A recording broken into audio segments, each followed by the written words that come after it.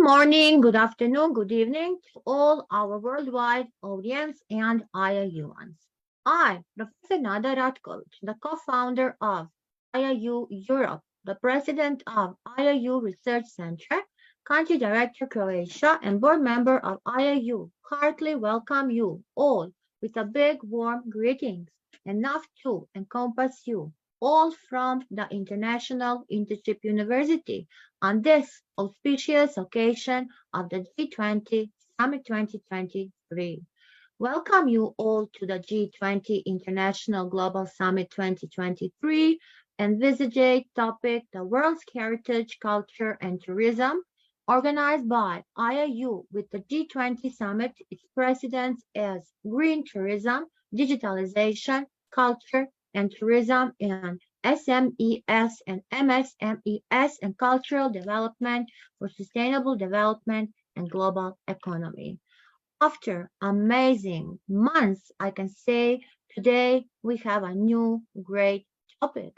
So where we will point on call to the actions on the cultural diversity, on the global economy, on the cultural rights, on the culture in public policies, in the culture and education, in the culture in times of the crisis, culture in the climate action, the illicit trafficking of cultural property, and return and restitution of culture property.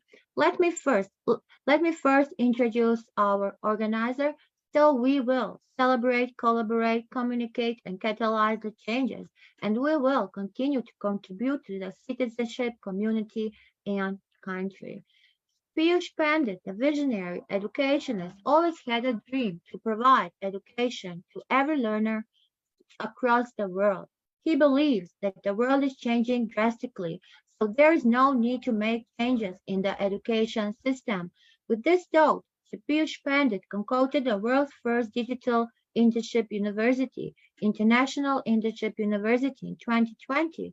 IIU is providing quality, skill-based, affordable, accessible, location and independent and skill-based digital education to all the learners across the globe, along with the internship opportunities, research facilities, through its 1,000+ virtual courses to all the learners across the globe. We have the platform, the MOOC, the Massive Open Online Courses, which are aiming to promote internships, opportunities, and research facilities to its learners. So now, whenever IIU is doing any event, you will see the logo, internships, because we are going to work with our students, not only educators, we are with the youth. So again, I will repeat that we are accredited and affiliated with the World Education Organization, WOO, with the EAQ, the International Accreditation Organization. We have so many partners who will be introduced after my short speech. So in this short span of time, IIU has spread its wings in 195 countries, 6 continents, with a team of 1,000+ experienced qualified global educators across the world. IIU is registered in India, Australia, Nepal, and with the USA government. Digital education by IIU is for all, without any hurdles, as per the own wish of the learners, without any financial stress, which is easily accessible in every corner of the world. So, without longer talk, I want to welcome you all and present this group of 20G20, and it is a paramount platform for fostering international economic cooperative pivotal and stopping and founding the global framework and the government's counseling of crucial economic matters worldwide. India is proudly assuming the presidency of G20 from December 1st, 2022 to November 30, 2023, and enhances the opportunity to spearhead the changes. Guided by the resolute leadership of Dr. Srividhya Sukumar from the United Arab Emirates, and with the emerging support from the esteemed IIU Core Committee and team, we are prepared to unveil a transformative initiative. So, IIU is launching this empowering endeavor to revolutionize the world of women and social entrepreneurs. With the upcoming summit, which are organizing virtual, which you are witnessing all these months with us, we have the unappreciated opportunity to transcend geographical boundaries and bring together brilliance from all the corners of the globe. So we can prove that we are proving a new way for the future where everyone can thrive through collaboration, innovation, and collective determination. Now, I want to use this opportunity and invite our core team member, Dr. Virginia Riviera. Dr. Virginia, welcome.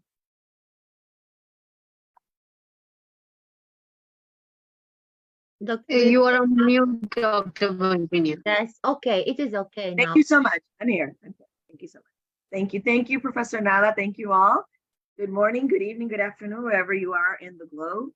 Let me tell you a little bit about our team. Our team is constantly pushing the boundaries of education, seeking new ways to enhance the learning experience and make it more accessible and inclusive.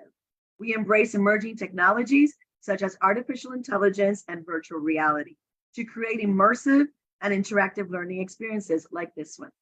Let me start by introducing our team. As you already know, you've met our Professor Nala. She is definitely our MC extraordinaire from Croatia. She's the president of our IIU Research Center and co-founder of IIU Europe. We also count today with Ermina Rascu. She's from Romania. She is the president of the Women's Entrepreneurial Council and the vice principal in James International School. We have Dr. Snigdha Kadum, and she's our project coordinator. We also have, I always say, the teacher extraordinaire, Inga Karaskova, president of IIU Europe and master teacher from Georgia. We also have today Dr. Sandy Balaki, our esteemed leader when it comes to receiving all of our speakers. And we have Dr. Srividhya Sukumar. She's an educationist, a mentor, and a coach from the United Arabian Emirates. We are so excited to also welcome our two community partners. The GSFN has been established to provide a common platform that helps its members, financial institutions benefit from opportunities emerging through transformation to sustainable economy. They support its members in developing capacities to integrate sustainability across the board. They foster initiatives that help build private-public partnerships, promoting sustainable lending and investments. They also offer networking opportunities to members' financial institutions. They're multilateral organizations, government bodies, business and industry, and other stakeholders for sharing experiences and ideas. They provide a forum to support the development and execution of sustainable finance policy. They present a marketplace for all members to promote their sustainable finance practices, their business ideas, products, and services. They perform any other task that promotes sustainable finance. I also would like to talk to you about our other community partner. This is iGen. The 74 million young Americans born between 1995 and 2012 comprise the most important generation in the nation's history, both in size and composition. 1 out of 4 Americans from age 5 to 22 have been collectively dubbed the iGen generation or the internet generation. This iGen handle won out over other names, such as Generation Z, which I think we'll remember calling them, which was doomed to fail because there was no letter previous in the other generations that preceded it. Other Generation Z replacements include the Homeland Generation, Centennials, Post-Millennial, the Founders, iGeneration, and I am sure there are many, many other that we haven't heard yet. This generation has its own moniker, and that is far from unusual, given the names of other populations that existed before. Those several periods ranging between the 12 and 25 years ago were known as the Lost Generation, the Interbellum Generation, the Greatest Generation, the Silent Generation. Also, its subset, the War Babies, Baby Boomers, Generation X, and the most recent group, the Millennials. Not only has it become the largest social cohort outnumbering millennials and baby boomers together. The iGen generation, or the iGeners, is also the most ethnically diverse generation compared to its predecessor. Thank you all. Thank you to the team and to our community partners. Professor Nada. Thank you. Thank you, Dr. Virginia, for introducing our core team and our partners. So now I want to invite our great Dr. Srividhya Sukumar, because without her, this event will not be here. Welcome, Dr. Srividhya. Unmute yourself, please. Why everybody does the same mistake? It's culture for IIU, I think. Yes, today a quick. Well, okay. So I'm so very delighted to be here amidst you all. And you know how eagerly I just wait for the Sunday afternoon to come from.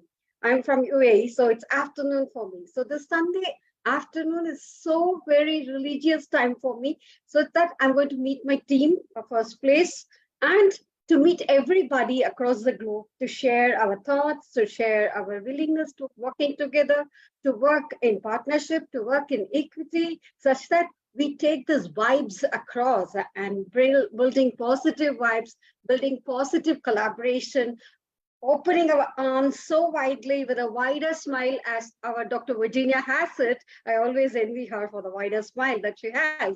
So all these things, really, it imbibes what? It's a culture. It's a culture that we are developing. And coming back to this word, what is this word culture? I somehow love this word culture. It talks about ethnicity. It talks about genetics. It talks about subjugation. It talks about exclusion, inclusion. It talks about persecution, and it goes on.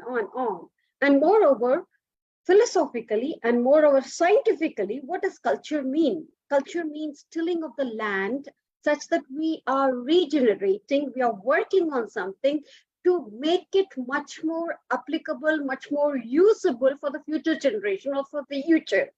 So it's an umbrella term which encompasses the social behavior or the institutions or the norms of the human societies, of the knowledge, cultural beliefs, and the values of art, laws, and finally, without missing, laws, policies, and procedures that are involved in it.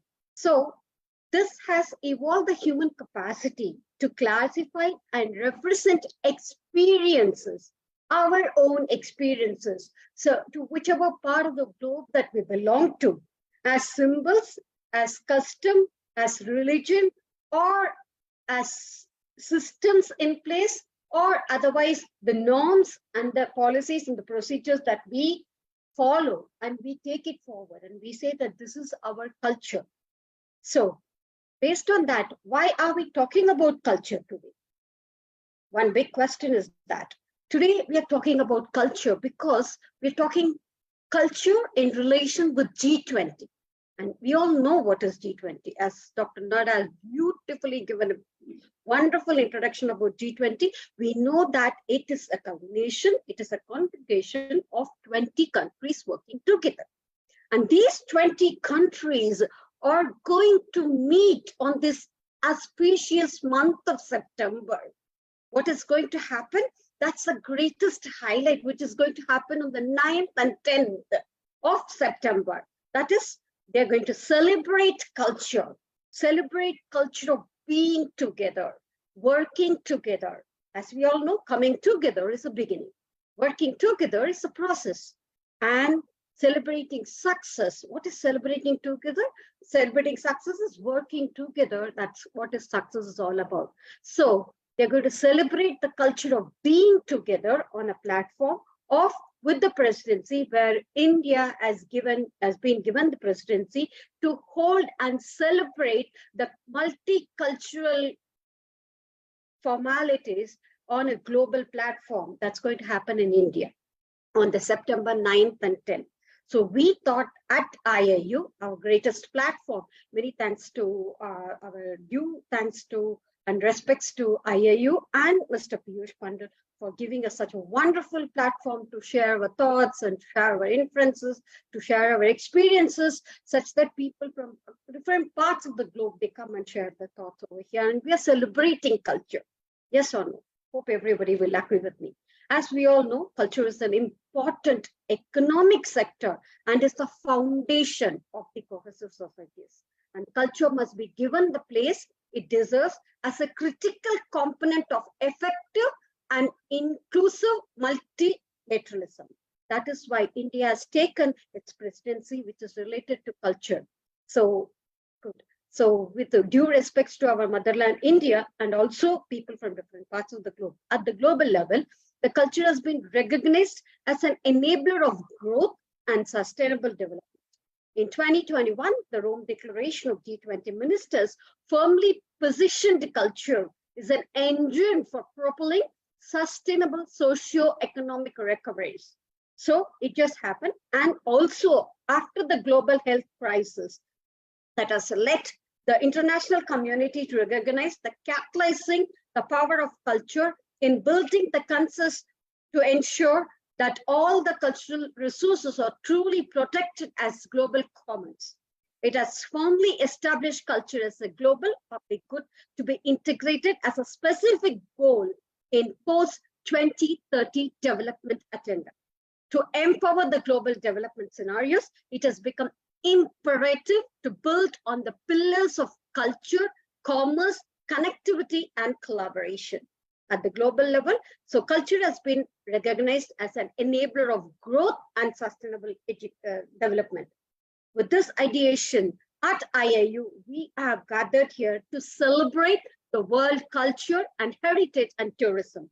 With our presidency as green tourism, digitalization, culture and tourism in SMEs and MSMEs, and cultural development for sustainable development, which will influence the global economy. So with our pointers of deliberations addressed by our eminent speakers, which is going to come through, we're going to call to the action. We are going to call to the world, talking about cultural diversity that enhances the global economy. This will be delivered by our Dr. Virginia. Welcome to you, ma'am. And secondly, we'll be addressing cultural rights for the global economy. This will be addressed by Dr. Mauritius de Ola. Welcome to you, ma'am. Thank you so much. And thirdly, culture in the public policies for global economy. This will be addressed by Dr. Macario. Welcome Dr. to you. Srividhya, will we start with our special guest? Okay, the guest has joined. Hey, Just yes, minutes. she's here. Yes, Dr. Gul is here. Okay, thank you. Thank you, Dr. Gul. Thanks for joining us. I'll just finish off the speakers and then carry on with the, yes, definitely. Yes, please. Thank you. Thank you, Dr. Nada. And point of 5, culture in times of crisis for global economy. This will be addressed by Dr. Inga. And point of 6, culture for climatic action for global economy. This will be addressed by Dr. D. Lakshmi. And point of 7, the illicit trafficking of the cultural property. This will be addressed, vandalizes the global economy. This will be addressed by Ms. Jenny. Pointer 8, return and reinstitution of cultural property will be addressed by Madam Sandhya Balaji. Creative economy and digital transformation enhance the global economy. This will be addressed by Dr. Professor Nada. Pointer 10, the strategic directions, embracing the culture that tourism enhances the global economy will be addressed by me later towards the end of the session. Thank you so much. And as Dr. Nada was mentioning, we have our chief guest who has given the consent to be here amidst us today, Dr. Ercole Bayram. Hello, am I audible? Yes, yes, you are. Yes, Yes, you are. Thank you so much. A warm welcome to you, ma'am. It's so nice to have you here amidst us today. And kindly give me, yes, it's a greatest pleasure to have you here. And kindly allow us to give you a small introduction about yourself such that our audience will be clear on exactly whom we are having as a guest today amidst us. Dr. Ercole Bayram is currently an associate professor in the School of Tourism and Hotel Management, the Department of Tour Guiding, University of Sinop, Turkey. Dr. Ecole has worked as an integral trainer and teacher in the tour of guiding arena. Her doctorate is in the tourism management from Sakarya University, Turkey, and she has completed a dissertation research on tour guiding in Turkey. Her core subjects are tourism, tour guiding, tour policy, and planning and on women's studies. Madam has also worked as a professional tour guide in the tourism sector and the editor, and she has been the editor of many book chapters in the international arena and published her books as an editor in the national arena as well on tour guiding, past, present, and future, etc., etc., etc. It just goes on. I need to cut it a little bit there. Sorry. Also, Madam has published a book named Dynamics of the Tourism Industry, Post-Pandemics and Disasters under the Apple Academic Pressure. And also, Madam is working on editing a book which is on resilient and sustainable destination after disaster challenges and strategies under, which is just on the go. It's going to come up very soon. So having ma'am is going to be the real highlight. As I told you, India is going to celebrate its presidency on the September 9th. But our chief guest, also closely related to India, how come is it that the government of India has invited our madam to deliver a talk on tour guiding and the University of Kota about a career in tourism? The Taylor's University on tour guiding and has invited ma'am as a special guest and the guest of honor to many conferences and many organizations. So without taking much time, it's my duty to welcome, along with Dr. Nada, our chief guest for the day. Thank you so much. Thank you, ma'am. Dr. Srividhya, I want to just add one thing. Behind all you say, she's an amazing mother and a beautiful soul. And that's what you say for the book. She is inviting all to join her new edition of the book. Welcome, Dr. Gul. Thank you so much, dear Professor Nada and dear Dr. Sukumar and all dear members. I really appreciate for your very kind words, dear Professor Nada, and I'm really inspired from all conferences and all events, and I am a big and regular follower of your events. Thank you so much. I wouldn't like to take too much time of you, and I would like to start my words with a little presentation. This presentation also this topic will be presented in one of the most important organizations, IFIT, and I would like to show this topic with you. You know that the climate change is one of the important issues in tourism industry, and also if we would like to sustainable tourism activities, we should gather into women entrepreneurs and also a climate tourism business. The top agendas of women entrepreneurs is gender equality, green managers, and climate changes. And we have a big question when we look up the women entrepreneurs. We come to the same issues as women and men, but our livings are the same. This is the big question in our life. And we can start with gender and equality.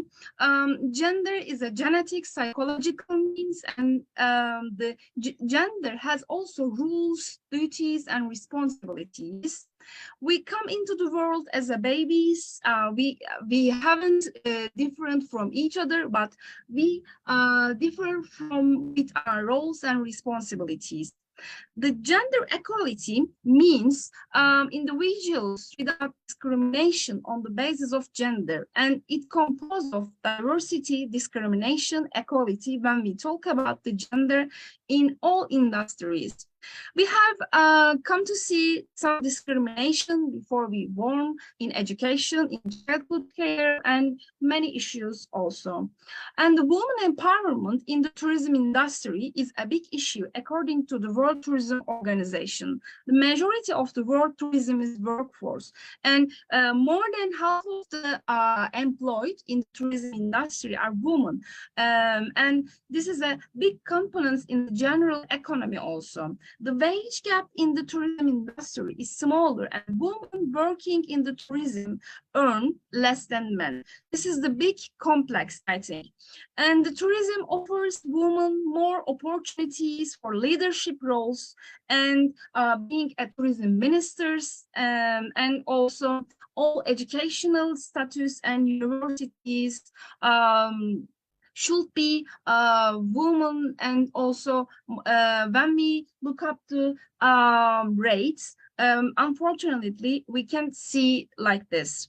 Women workforce in the tourism industry, maybe you know that we identify tourism jobs is a feminine, because tourism jobs is similar to workforce.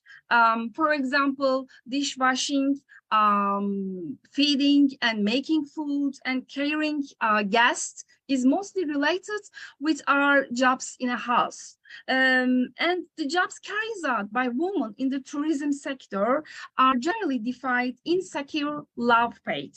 And women have to quit their jobs in a vital situation as pregnancy, childbirth, and breastfeeding. This is a big complex in the tourism industry. And when we look up the entrepreneurship, it is an individual who creates a new business, bearing most of the risks and enjoying most of the rewards. And entrepreneurs play a key role in any economy, including tourism also, using their skills, initiating necessary and to anticipate needs and bringing goods, new ideas to the market. Tourism has a big connection with entrepreneurs, and since it refers to the different forms of tourism related business ventures, and maybe we can connection with national constitution like any other enterprise. And tourism enterprise may be defined as a person or a group person producing and managing tourism products.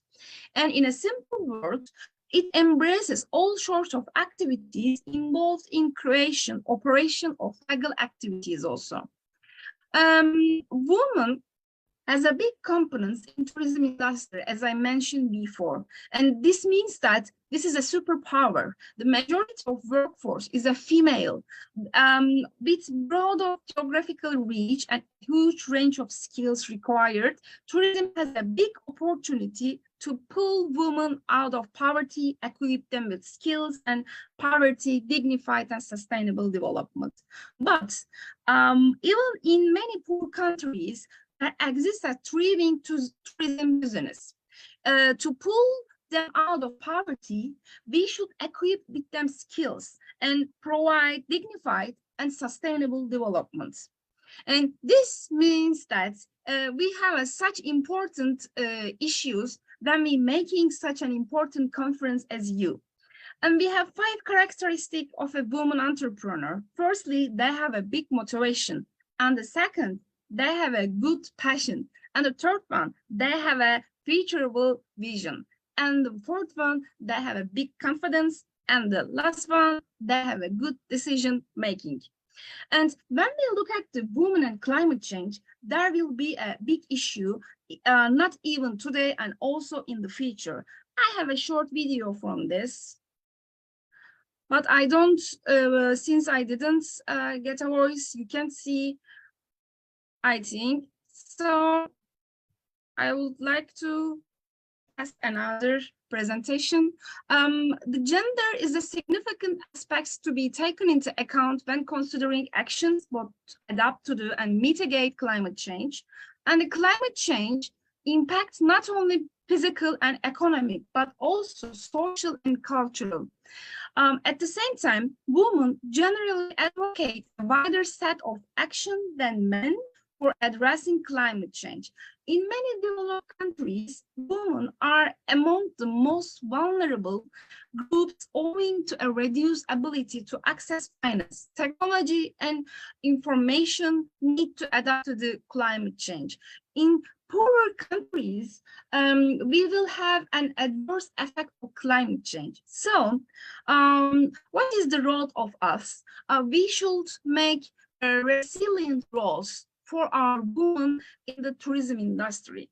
Women's solution for climate change? Yes. For mitigating climate change, women propose more comprehensive approach advocated by men, but they have less power and influence to public. Women tend to focus more on lifestyle and social change to reduce greenhouse gases, including reducing the impact on sustainable consumption and production pattern. Women have a great doubt than men that technological solutions alone will solve all the problems, including global warming, and they support initiates to induce changes in personal behavior.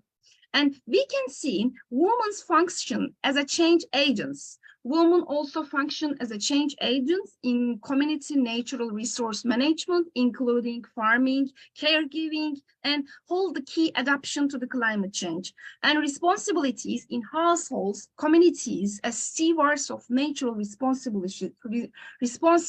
position, while to the developing strategies for adapting to changing environmental realities. Women tend to share information related to the community well-being, choose less polluting energy sources, adapt more easily to environmental changes when their family survival is at stake, since women firstly think their family.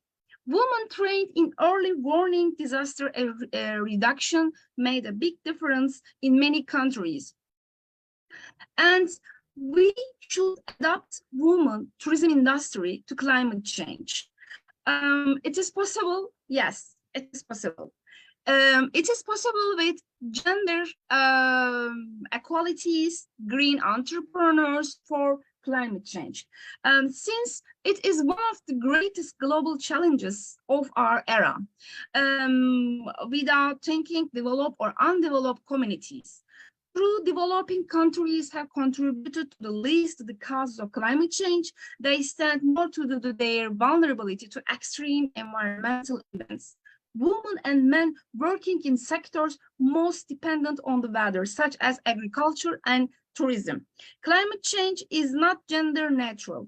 Women are increasingly being seen as more vulnerable than men to the effects of climate change. But there is a hope that major political leaders have pledged to honor commitments to new green technologies. And according to the, some reports, green jobs in agriculture, industry, services, administration, even with the government subsidies, can promote sustainable economic growth with long-term economic impact. And we have some opportunities exist to create green jobs through energy, industrialization policies to reduce the environmental footprint. Women, with their unique knowledge and capabilities of natural resource management, they can do everything in this. And also green jobs in low carbon economies is a big role within the context of women. Women have a smaller carbon footprint than men due to the different consumption pattern lifestyle. And why the world needs to invest in female climate entrepreneurs in the tourism industry. As a female-founded business tend to employ many people, it's composed of women. Female entrepreneurs are more likely than male counterparts to innovate, address social activities. And if women were able to access position of a leadership in this field, it would help to create wealthy and prosperous, reduce the gender wealth gap. And we should accelerate women climate entrepreneurs in the tourism industry to increase understanding of vulnerability of female entrepreneurs in some regions, investigate the specific adaptation behaviors of female entrepreneurs, identify gender-specific barriers and enables to private sector adaptation. And we have 4 main activities: strengthening local entrepreneurship, providing technical assistance, and also engaging key stakeholders and providing many opportunities. And finally, I would like to finish my words with a good entrepreneurs. Maybe you know Sarah Mansoni and Laura Akinmate's local pools initiatives in the tourism industry, and Stephen Woolworth's Stephen work. This is a great entrepreneurs, and also the other one, Judy Weinlein, Adventure Woman, and Sukima Singh, co-founder of Sex Serpa, and the other one, Nuran Özoz Yılmaz in Turkey, Kars Kazavi, and Çiğdem Aslantaş, Bongo Port Project in Turkey, and Gamze Cizreli. It is a big entrepreneurship in Turkey. And the last one, Ebru Barademir, Cerciş Mutfağı Konağı in Turkey, Mardin. You should absolutely visit this hotel and also restaurants. I would like to my words with a great appreciation to Professor Nada. Thank you so much for listening to me.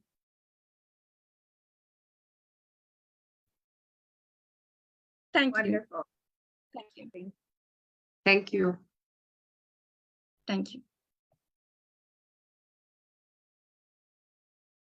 Dr. Guli, Thank you, what to Dr. say? It was really amazing. Through this, there's no part that you didn't touch in this very important tourism, especially talking about the woman, talking about the gender equality. We are supporting the woman. We are working on the women's empowerment. And yes, in this sector, because a woman can make anything. So let us be stronger and stronger. Dr. Guli, a big, big, big, big clap and thank you. Thank you so Thank you, much. Thank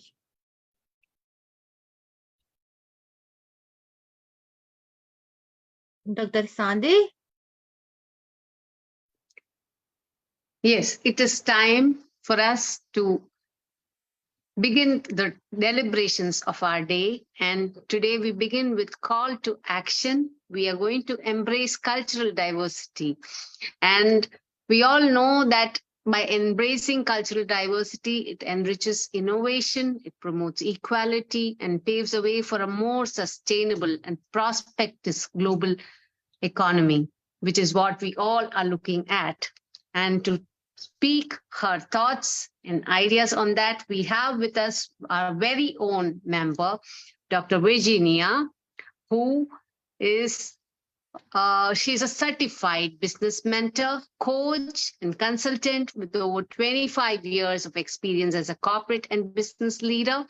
She's a president of ME Latina, which is a non-profit organization that provides business education and seed capital to Latina women around the world. She's also a partner in business conglomerate of Piyush Group and Swarna Bharat Parivar Trust. And her passion is to give a lifelong legacy that lies in uniting all available forces and efforts to empower women economically in order to create a just and sustainable world for all. And this is just the very little that we have to say about her. And of whatever little that I have known her, I could say that she's a great inspiration, great speaker. And definitely from her profile, we know that she's a mentor who's a bridge builder. And also she's creating for opportunities for women entrepreneurs to shine. So welcome, Dr. Virginia. Looking forward to your inputs on embracing cultural diversity.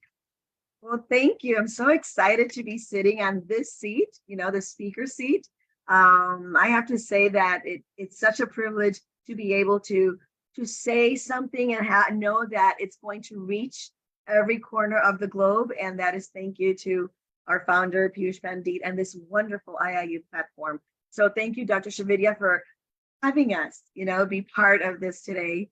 And a call to action. What is a call to action? Usually it's just something that creates a stimulus or makes us want to focus on one topic or one theme. When it comes to marketing, it's a piece of campaign that really makes whoever is listening really pay attention. And I love the fact that it says a call to action, a cultural diversity, because even though we say this as a buzzword, we are so much more than just a buzzword. I'm going to go ahead and do I have a capability to share my screen? Do this.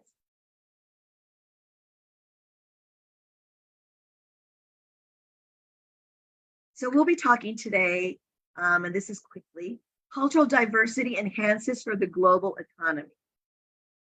If there's ever been a time that we need to embrace cultural diversity, it is now.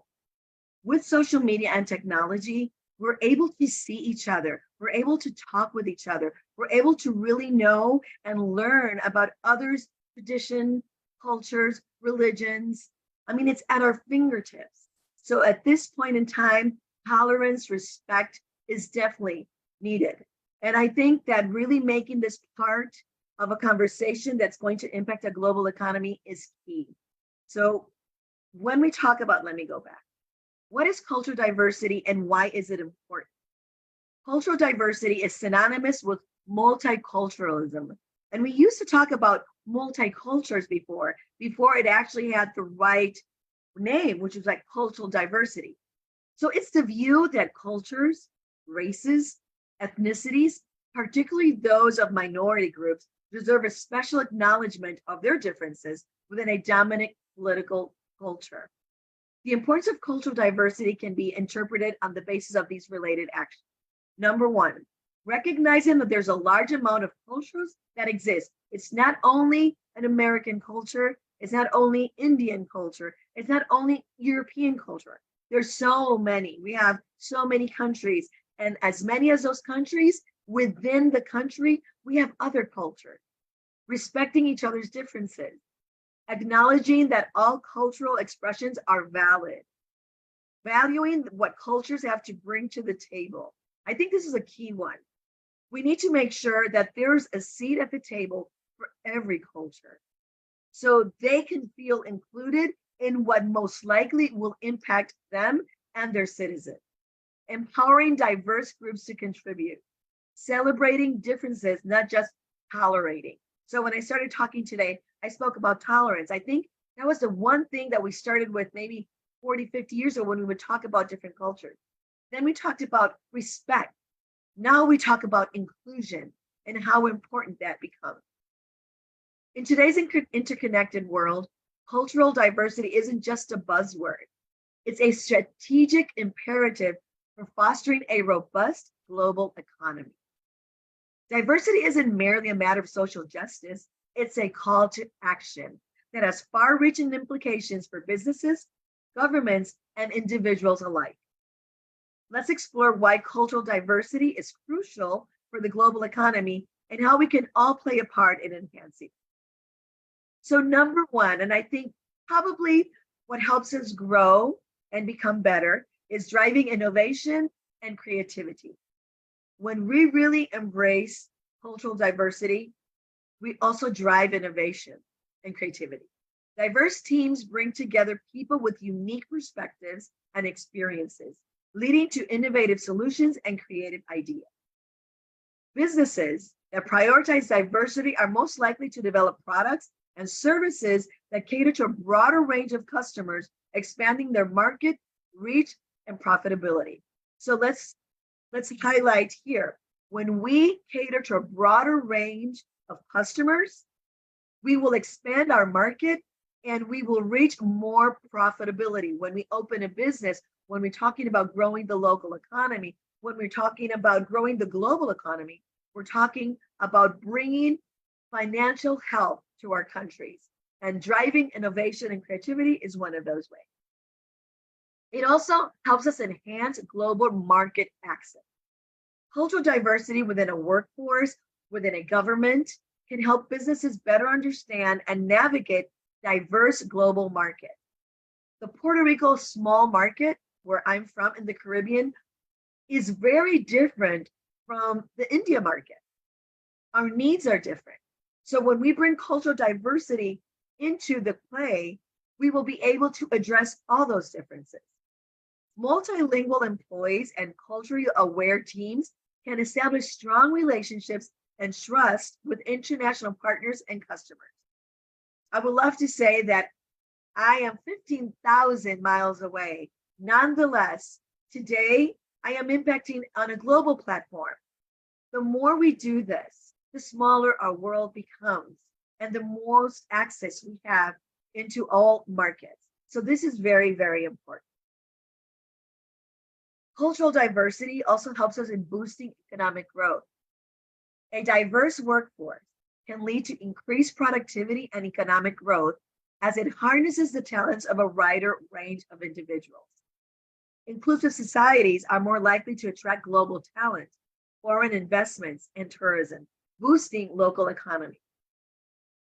If we really look at where we stand today, we will know that as a buzzword, cultural diversity is everywhere, but we need to make sure that we do it from equity and making sure that everybody that participates in our culturally diverse pool is getting equal access to opportunities, equal access to thrive, but most importantly, that human rights are respected. When we talk about cultural diversity, we also, and how this enhances our global economy, we're talking about how it fosters social cohesion. Social cohesion is really how we work together as 195 countries around the world, how we understand each other, and how we celebrate our differences. Embracing cultural diversity promotes social harmony and reduces conflicts by encouraging mutual respect and understanding. It really helps us eliminate greed. It helps us eliminate corruption, because we respect our fellow planet liver, right? Our citizen, our global citizen.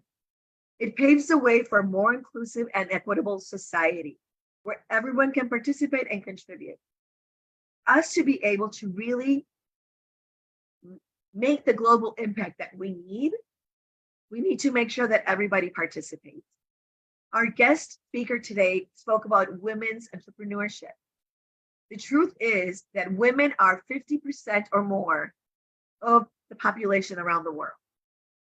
If we are not practicing and fostering social cohesion, that half of the world will not have the opportunities that they deserve in order to impact the world they live in.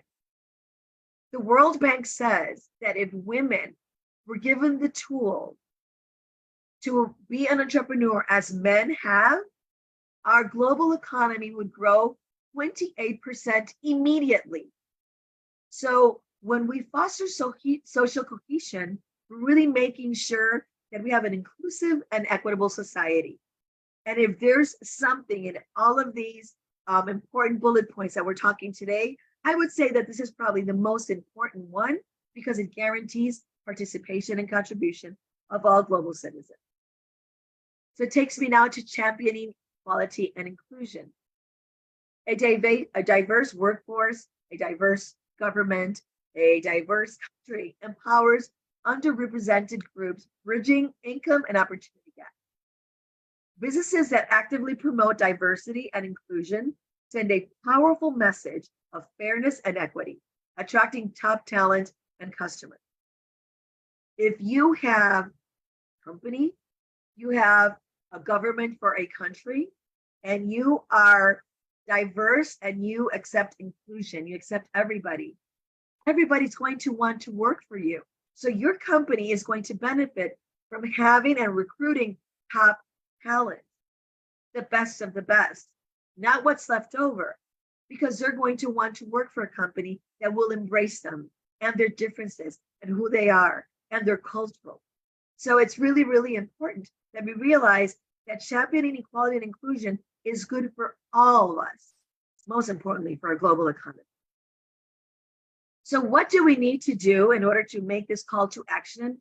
We must all commit to advancing cultural diversity for the betterment of our global community. We must shout it. We must tell everyone. We need to be active. We can't be bystanders. We need to educate ourselves and others, learn about different cultures, traditions, and perspectives. We need to promote cultural awareness in our communities and our workplace. We need to support inclusive policy. We need to advocate for diversity and inclusion in your workplace, in your government, and in your society. We need to encourage policies that promote equal opportunities for all. You need to get involved in government. That is not just for men.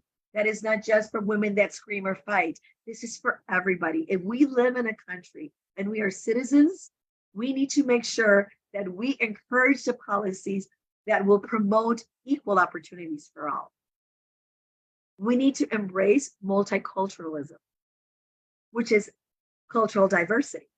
We need to celebrate and respect diversity in your daily life. This means that when you're in the supermarket, you respect the person that does not look like you, that does not sound like you, and probably is not really behaving like you would normally do. We need to realize that they have another set of norms and traditions that when mixed with yours makes us a better world. So we need to embrace that. We need to also embrace mentorship and sponsorship. As a mentor, for me, I can see day in and day out how what I share and how I lead and direct my mentees really impacts their lives. So as a mentor, I have to lead by example. I need to let them know that I respect, that I'm a global citizen, that I'm a world traveler, that I truly embrace what makes us different. So when we become that mentor, our mentees will continue to do that going forward.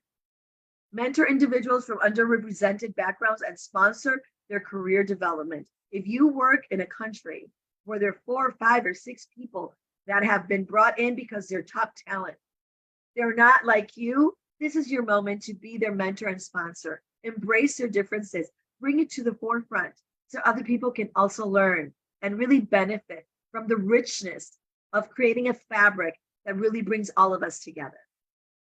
Promote fair hiring practices. I think we've all at some point or another really suffered from some very unjust and unfair hiring practices. In my case, because I'm a woman, in my case, because I'm blonde, in my case, because I only speak Spanish. They're different things, right? But we need to make sure that we not only stay as bystanders, but we also encourage businesses to adopt diverse hiring practices and create inclusive work environment. You know, something that we see again and again is like, we'll keep the Latinos together because they're good at this. We'll keep the people from India together because they're good at that. We'll keep the people from China. No, we need to make sure that we promote practices that will really mix us and help us learn from each other. We need to be an ally. And I think that allyship is key in really creating a momentum so cultural diversity really impacts positively our economy, our global economy. We need to stand up against discrimination. This is our time. This is the moment that we say what we think. And we need to make sure that any bias that we witness, we do not stay as bystanders. I can't tell you enough. The way to really promote a call to action is by not being a bystander. It's by taking action. It's by uniting. It's by making sure that we're supporting initiatives that are going to propel equality and inclusion. In conclusion, cultural diversity is not a challenge to be overcome. It is a strength to be harnessed. I'd like to repeat this again. Cultural diversity, putting many cultures together, is not a challenge to be overcome. It is really our strength to be harnessed. By embracing and enhancing cultural diversity, we can create a more prosperous, innovative, and harmonious global economy. Our call to action is clear today. If we want a prosperous planet, let's work together to build a world where every voice is heard, every culture is respected, and everyone has the opportunity to thrive. If we were to think about a global economy that's healthy and successful, it's really, again, making sure that every culture is respected and everyone has the opportunity to thrive. To me, these are key pointers. These really are the norms which we should be living with and living by. We all belong to the same planet. And I think that, like we said before, if we harness what makes us different, it's definitely going to propel us into what's going to make us all successful in the future. Thank you so much. Thank you, Dr. Virginia. What to say? When we know that it's from Dr. Virginia, what else can we expect? A call to the world, call to action. Beautiful. That was a very comprehensive, and it gave us a very good start for the evening. Thank you so much, Dr. Virginia. As you rightly mentioned, cultural diversity occurs when the organization, a community, or the group of people draws from different backgrounds, work together, including with the idea of inclusion of races and celebrating differences and nationalities, religions, ages, sexes, genders, etc., etc. So it is considered as a platform where everybody is coming united on with one thought, with one attitude of working together and to celebrate the differences that they have with them.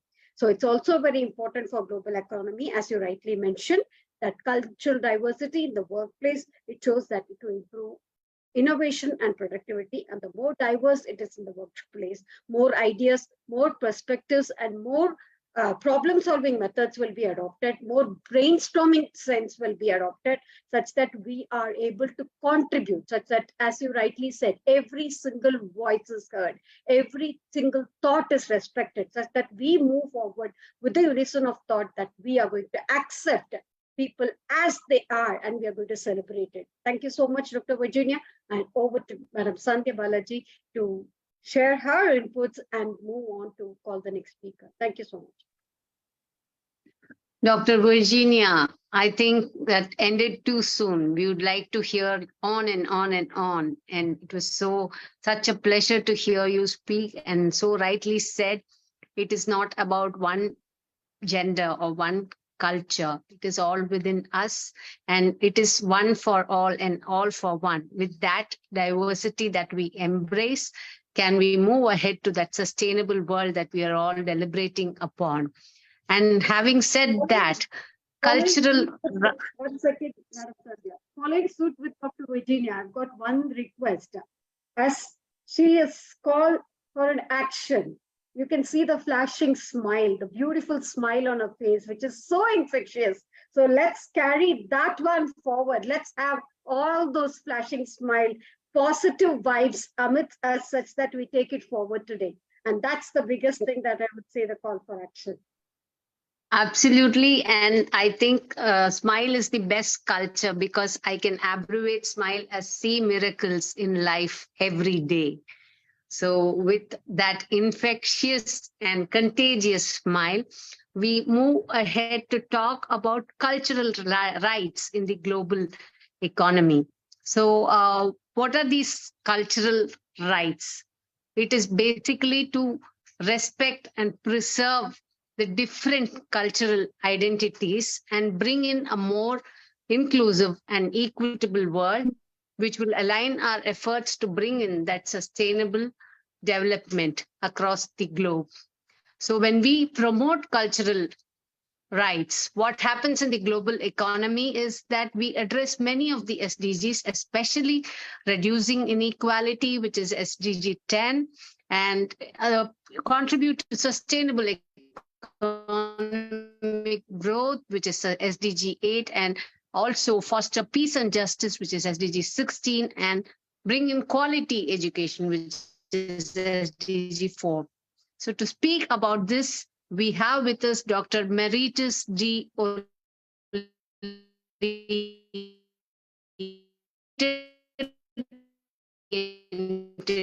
Solid commitment in the social and academic growth. She is the president of the International Organization of Educators and Researchers Incorporation, which is abbreviated as IOER, and the organization of eminent educationists, researchers, and professionals across the globe.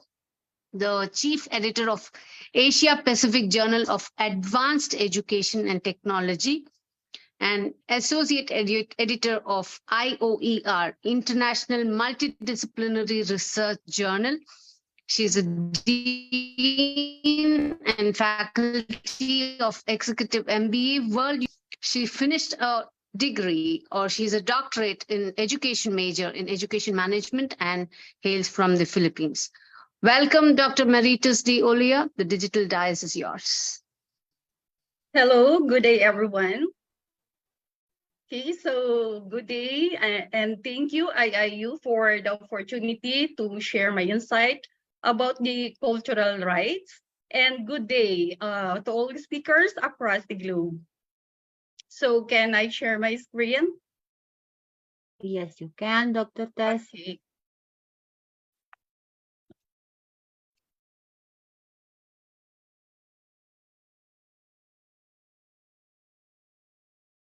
So it is visible. Yes, it is great, Dr. Tess. You can start. Okay, so thank you.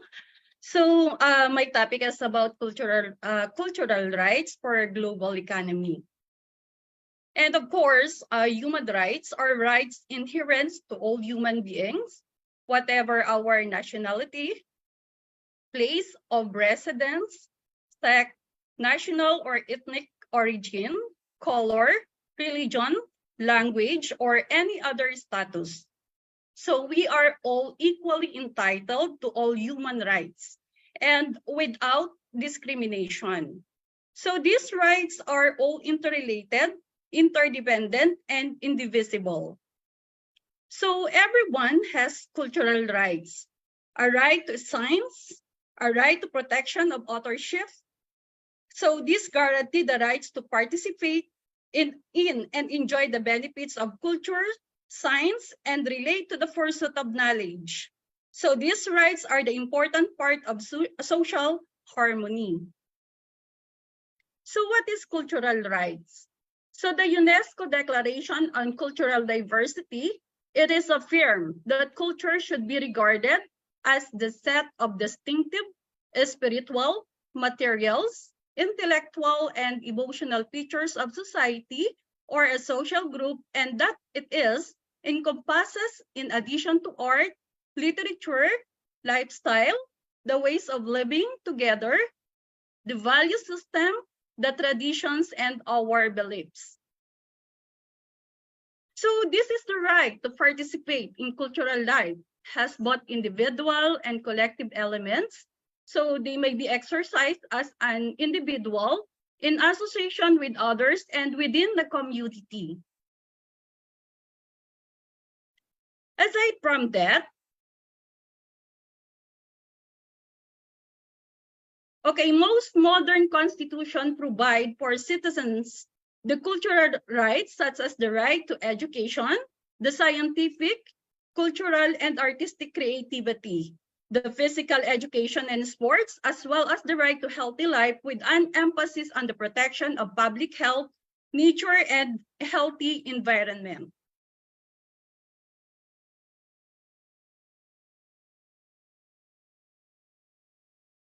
So the human rights that promote and protect cultural interests of individuals and communities, and that are meant to advance their capacity to preserve and develop and change their cultural identity.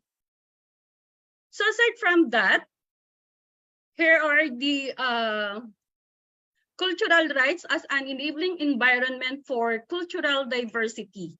And cultural rights are an integral part of human rights, which are universal, indivisible, and interdependent. So this is the flourishing of creative diversity that requires the full implementation of cultural rights.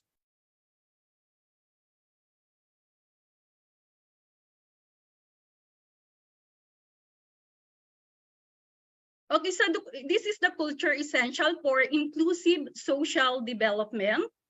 So sustainable are use of natural and culture heritage as the key sustainable development, and a supportive traditional system of environment protection and resource management can contribute to a better sustainability of fragile ecosystem and preservation of biodiversity while preventing competition and conflict over access to natural and cultural resources. So aside from that, the culture is the essential for environmental sustainability. So this picture is from Hudhod Chant of the Ifugao from the Philippines. So culture is the essential for inclusive and economic development. So this picture is the tradition brass and copper craft of utensil making among the Chataras of Janjala Guru Penjab, India. And of course, the culture is the essential for peace. So envisaging culture as a lever and driving force for development. So what are the concepts of culture? So the culture is not static, but a dynamic. It is not only the product, but also the process. So broad meaning, it includes the language, the religion, the education, the custom, the land, art, literature, the work, and sports. It is the individual and the collective dimension. So the cultural rights, it is the equality, that is the right to be different, and having equal rights is being treated equally.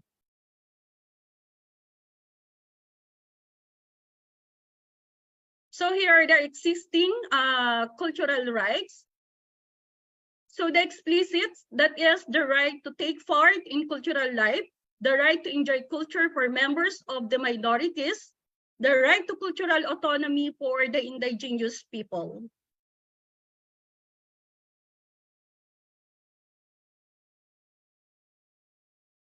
And the implicit, that is the right to self-determination, that is the right to freedom of expression, information, religion, association, and the right to education. So the cultural dimension of human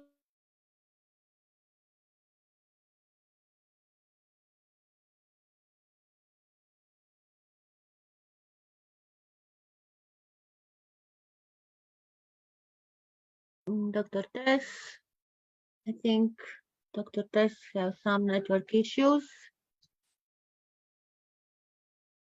Dr. Tess.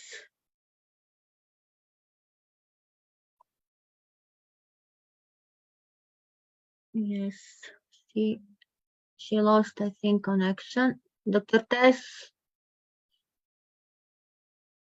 Madam Sandhya Balaji.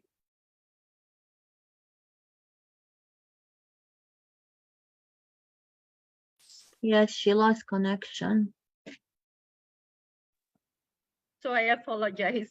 Hey, Dr. Tess, welcome. Welcome back. There's a connection here, disconnection. Yeah. So thank you.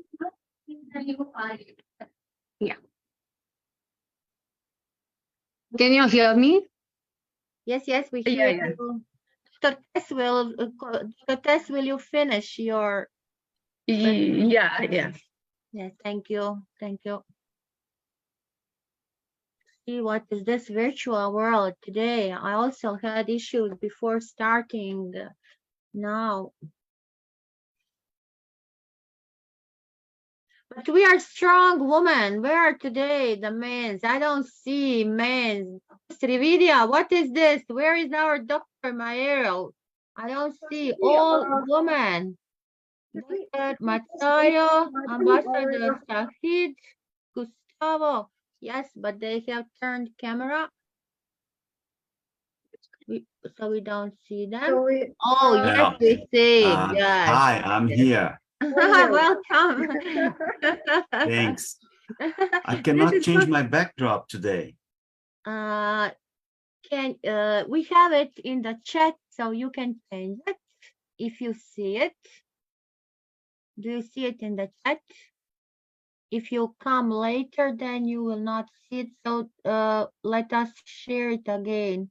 Inga, please share it again. Okay, dear, 1 minute and I share. Dr. Tess, I think Dr. Tess.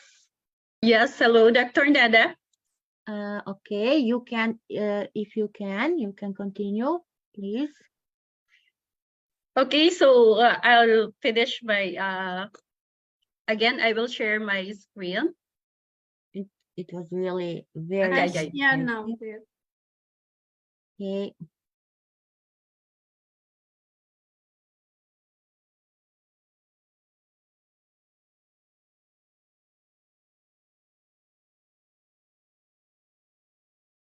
Okay, it is coming.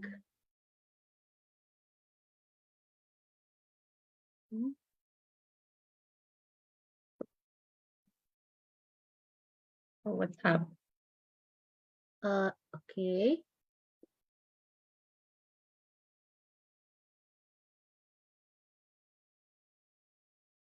Okay, so I will share the existing cultural rights. So am I audible? Yes, you are Okay, audible so this and is, visible. yeah. So this is the last part of my presentation, the existing cultural rights. First is the explicit, that is the right to take part in cultural life, that is the right to enjoy culture for members of minorities, the right to cultural autonomy for the indigenous people. Another one is the implicit.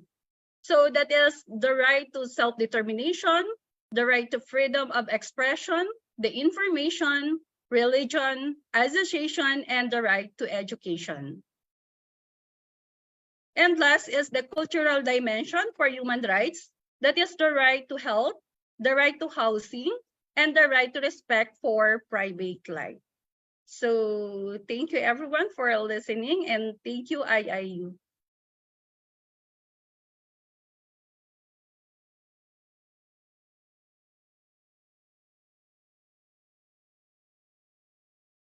Thank you, Doctor. Yeah. Yeah, Dr. Vidya, please. Okay. Thank you, Doctor. That was a wonderful presentation. And we really appreciate your effort that you have taken in despite all odds, despite the disturbances that you were able to present it. And we really got the message that you were trying to convey through talking about cultural rights and things, basically. And as you rightly mentioned, it is about commenting the new impetus that's been given the role of culture for the sustainable development to establish peace and stability as a force for resilience, basically, that you are talking about, social inclusion, well, that is to be taken into consideration with adherence to cohesion and environmental protection and the inclusive, sustainable and inclusive growth, fostering human-centered context-specific development to support the foundation of multicultural activities that the humans will follow. Thank you so much, Doctor. Thank you so much for all your effort, and we will take it further as the rights that you have mentioned with due adherence to UNESCO. Thank you so much. Thank you, Doctor. Thank you. Over to Madam Sandhya Balaji. Yes, we move ahead about how culture in public policies affect in public policies, how it affects our economy, and how it can lead to sustainable development. Without wasting much time, I invite Dr. Macario Rigaeta, who is considered as one of the top 9 world scientists in the world ranking universities for social science, tourism, hospitality management. And this was released by the Ad Scientific Index in 2023. He's currently employed as the Center for International Education's the Center for International Education. Is the Director of Research Publications and International Linkages at Philippines Christian University in Manila. And he serves as editor-in-chief in various parts of the world, in Indonesia, East Timor, Pakistan, and he contributes he's a global contributor, and he speaks across 25 nations in Asia, Europe, and Africa. And we can go on and on. It's like we will need one session to introduce our speaker here. So may I just invite him to come and give his inputs on how culture can influence the global economy and the public policies, especially. All right, thank you very much for your introduction.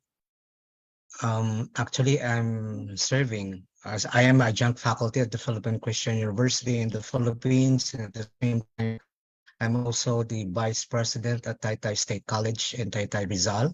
But I hail from the province of Batangas, where Dr. Tess Dimaano Olea leave. Yeah, hi, ma'am. Pleasant Hello, evening. sir. Meet you here. Yeah. When Dr. Nada gave me this topic about culture and public policies for the global economy, and when she told me that if I'll be available, I just say yes, because I wanted to share not only experience about culture and public policies for the global economy, because in the past, I work in the government, and also I work in the private corporation in a radio station in the province. And at the same time, I also work as a journalist. And I've been in the academe for more than 23 years, since 2000. Okay, moving on. So, It's about Dr. Masario, this is an amazing topic for you. We see that you will today give us the best. Yes, madam. Thank you so much for the invitation. And I would like also to You put a full screen, please. yeah. If It's you in the can, full screen. if you actually, can. yeah.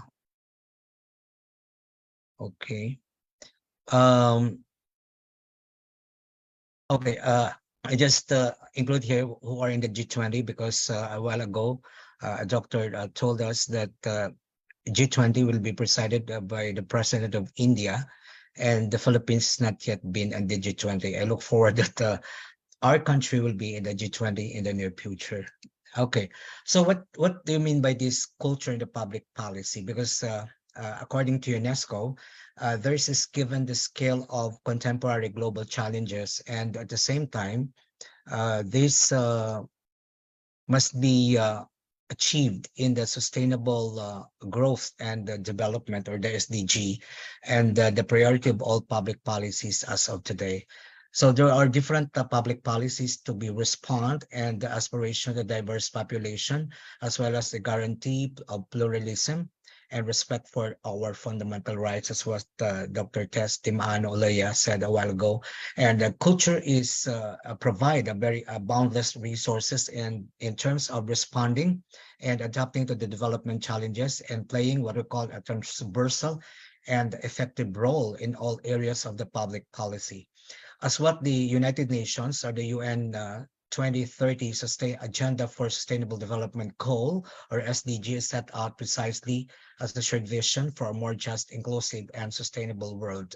It compasses the framework to support the country in the development, and of course, in terms of implementation of the public policy, local, national, regional, and also the international level. Moving on, so these are the different, how are we going to protect the world and the natural heritage? Because for my dissertation is about the preservation of the cultural heritage in the Philippines, specifically in the 5 areas of development, which is the Calabarzon, the Cavite, Laguna, Batangas, Rizal, and Quezon province. But I'm working right now in the Rizal province, and these are the very important things that we need to know about the cultural and natural heritage, because last August 11, 2023, the UNESCO trains the managers of the World Heritage Sites in Ukraine because that Ukraine has been devastated by war and the disaster risk reduction management. And most importantly, the heritage biodiversity, which is a unique contribution to life. And there are different roles that we need to play in terms of the World Heritage Convention and protecting the biodiversity. And there's also the next 50. I will show you what's this next 50 in the terms of the 50th anniversary and the World Heritage.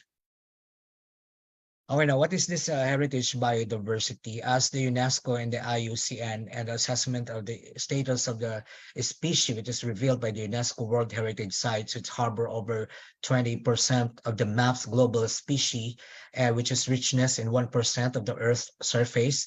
And we need to safeguard this biodiversity hotspot, which is essential in the Kunming-Montreal Global Biodiversity Framework that's need to be achieved.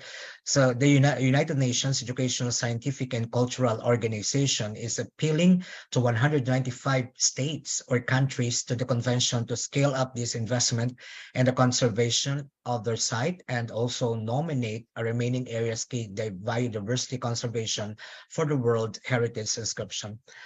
For all you to know, I was also a former member of the UNESCO World Heritage Site. So I voted, of course, my country in the Philippines.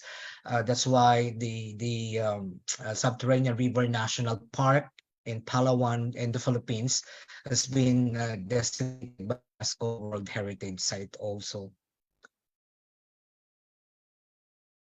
Okay, so this UNESCO training for the World Heritage Site, which was held in Ukraine for the disaster risk reduction last July 26 to 30. They organized a training course for more than 20 cultural heritage professionals from the different regions of Ukraine, specifically the Odessa, the Kyiv, and Lviv, where my friend Dr. Sineda came from, and that was threatened by increasingly by different frequent attacks from Russia. With the support of Japan and the in-person training, they aim to strengthen this training for the Ukrainian heritage professional in terms of the disaster risk reduction, the emergency preparedness, as well as advanced documentation on the state conservation and the preservation of the cultural heritage sites. So this is what I'm telling you about the 50 minds for the next 50 dialogue series, which UNESCO launches to convene on the 50 leading, innovative, bold, respected thinkers of our times from diverse discipline, which is mostly interdisciplinary discussion about the world heritage ever to be had.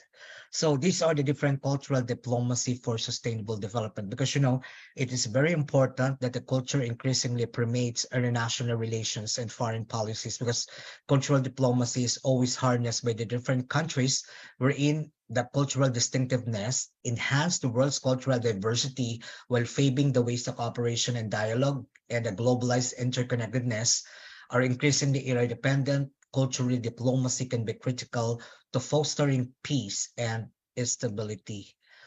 So moving on, there are different new models of cultural diplomacy, which is emerging as a mutual beneficial for all the countries, which involved and build on culture as a resource for social cohesion and, of course, dialogue. Different artists all over the world are promoting this cultural diversity, lending to museum pieces to be built a shared understanding of the past, like, for example, pulling expertise to boost the capacity of the different creative industries. Because, different artists from around the world can, they can easily promote this cultural diplomacy for sustainable development, because they're also launching the different languages, not only for the English, because as we all know that Chinese is number one, next is Spanish, and third language around the world is English. And this cultural diplomacy initiative have multiple benefits for fostering what we call the global citizenship.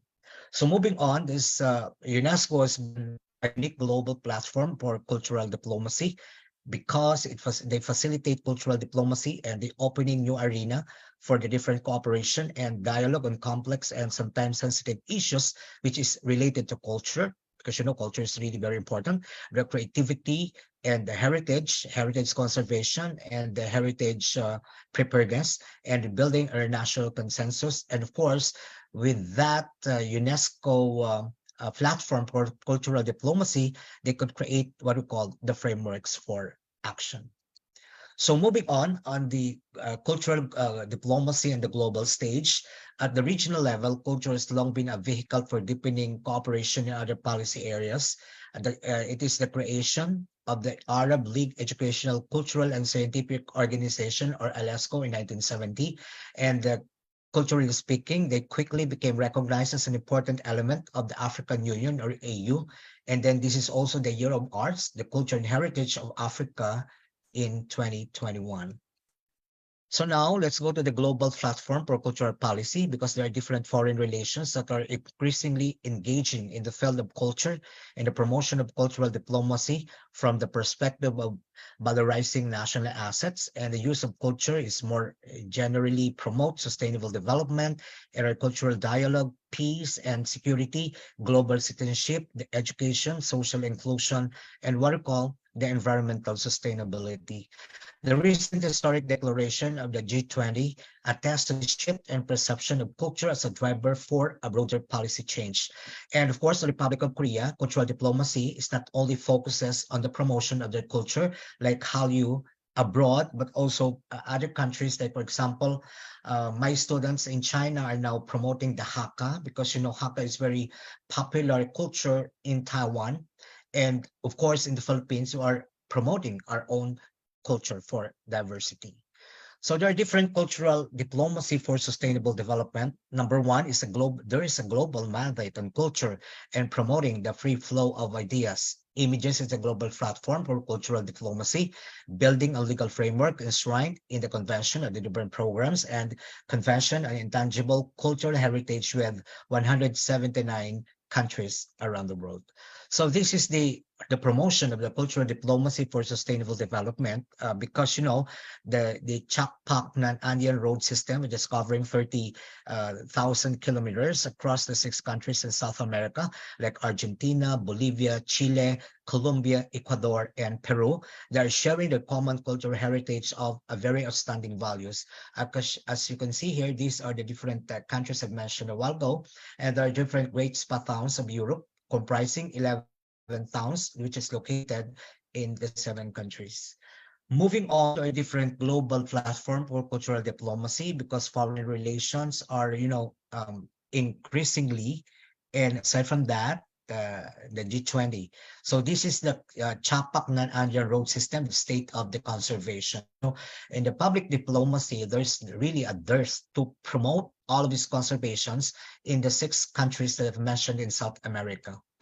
So there are several countries centered for foreign policy around culture, or the development, or the interstate cooperation in their culture. There's a cultural diplomacy, which is engaged with a wide range of government actors, like the artists, curators, journalists, teachers, lecturers, and students, because they play a pivotal role in terms of the cultural diplomacy. Museums are particularly effective vehicle for cultural diplomacy, because, in the museum, all people could gather together, and then they could create, meetings, convention, or we call it MICE, or they gain traction of the local level, fostering new forms of culture-based networking and cooperation worldwide. And also, lastly, the digital technologies is really transforming the cultural diplomacy, like the artificial intelligence, the augmented virtual reality, and the virtual reality, of course.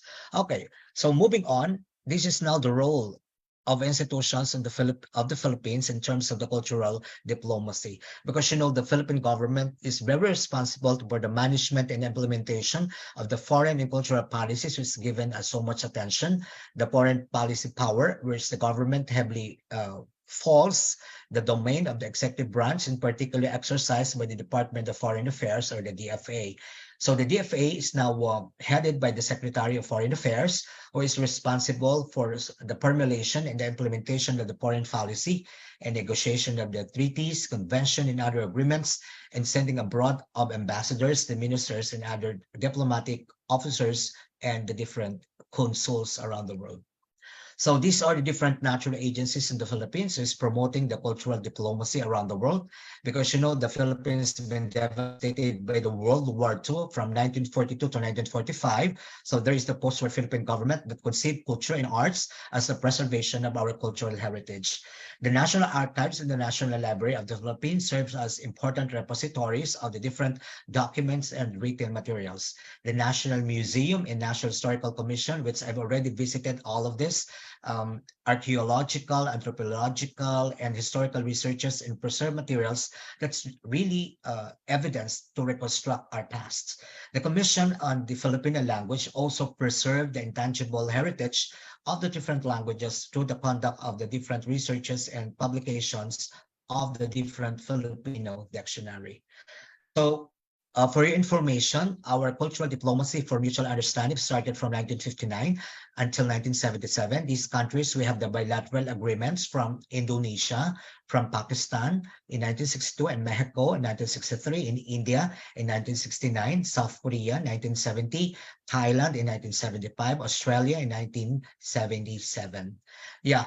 We have also cultural agreements with Western European countries like Romania in 1975 and Hungary in 1970s, Yugoslavia, because Yugoslavia right now has already been, departed from two countries, the Bulgaria, USSR, which is now the Russia from in 1978, the France in 1978 also, China in 1979, and Germany in 1983. So the Philippines was also trying to convince the different countries because we have so many Muslim Filipinos from 1976 to 1995. And these countries are Libya, I already mentioned Russia, France, China, Bangladesh, Gabon in Africa, Iraq in 1982, Germany in 1983, and Iran in 1995. So this cultural diplomacy of foreign policy has been started from 1970 to 2009, and we conducted the different cultural diplomacy which has gained clearer direction toward the strategic use to pursue our national interest. And in Eastern Europe, in Asia, cultural agreements were concluded to facilitate the different establishment of diplomatic relations with different socialist countries. So among other Islamic countries, it became an essential tool in the campaign for lasting solution in the peace problem in Mindanao, in southern Philippines, because as you know, there was a war in 2018 in Mindanao in southern Philippines, wherein, Muslim to Muslim are killing each other. And, they really devastated their lives from 2018 until 2019. So the cultural agreement served as a channel for human resource development assistance towards the Philippines and the Western Europe. There are cultural agreements with the members of the Association of Southeast Asian Nations, or the ASEAN. And for my conclusion, we have demonstrated that forming Philippine foreign policy, culture is a domestic factor, really. It includes all the variables. It includes like shaping the foreign policy development, like the framework for how the Philippines sees itself in relation to other countries. Politics, security, economics are understandably the paramount in the foreign policy, and we can explain the peculiarities of the Philippine foreign policy, but it cannot ultimately account for anything.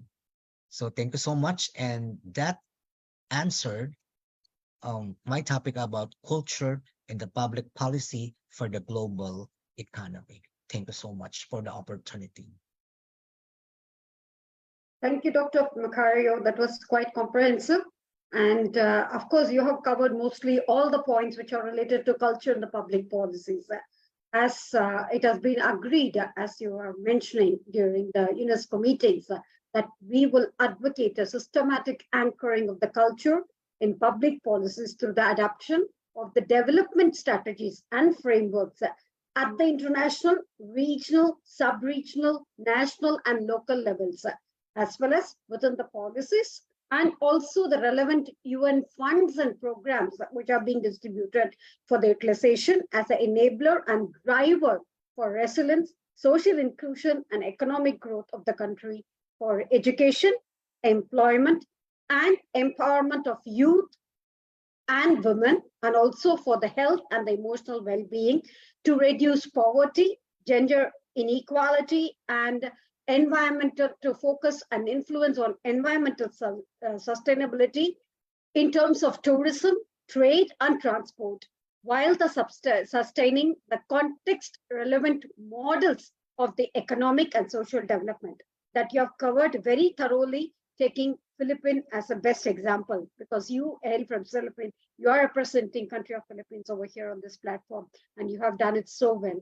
And such that we call for strengthening and adaptation of the cultural policies to contemporary challenges that you have mentioned, not only to Philippines. Of course, challenges are there from each and every country, every country has got challenges. And so we will come up with recommendation as appropriate as it is mentioned, as your thoughts and inferences and insights that you've shared on this platform. We will try and take it further, and we will urge for the preservation and strengthening of the finance for culture to allocate progressively in the national budget to meet the emerging needs and opportunities that comes from the cultural sector. Thank you so much, Professor Marito. That was a wonderful presentation. It was always a pleasure to have you here on board with us. Thank you so much. Thank you.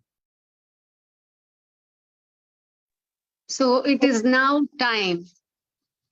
Yes, Dr. Vidya, would you like to say something? Yes, I was about to invite you. Okay, thank you. Okay, so we are all here, many of us here are educationists, and we all know what role education can play in any aspect of life. So does including culture in education help in bringing about a sustainable world? We definitely need to understand that education that is culturally infused will definitely play a vital role in advancing the SDGs, and it promotes a new interconnected and sustainable world. And most of all, it emphasizes on the aspect of mutual respect in every world citizen for every culture. So to speak more about culture and education for the global economy, we have with us Dr. B. Tanuja, who is an associate professor at Sri Sai Ram Engineering College, and she's part of Unnat Bharat Abhiyan and part of Wales University, Chennai. And she has been working in the field of education and management industry. And she's skilled in environmental science, material science, medicinal chemistry, physical chemistry, and she holds a doctorate in organic chemistry. We welcome you, Dr. Tanuja. Please do share your inputs on culture and education for the global economy. Thank you, Sandhya Balaji, for your great introduction. I'll share my screen now.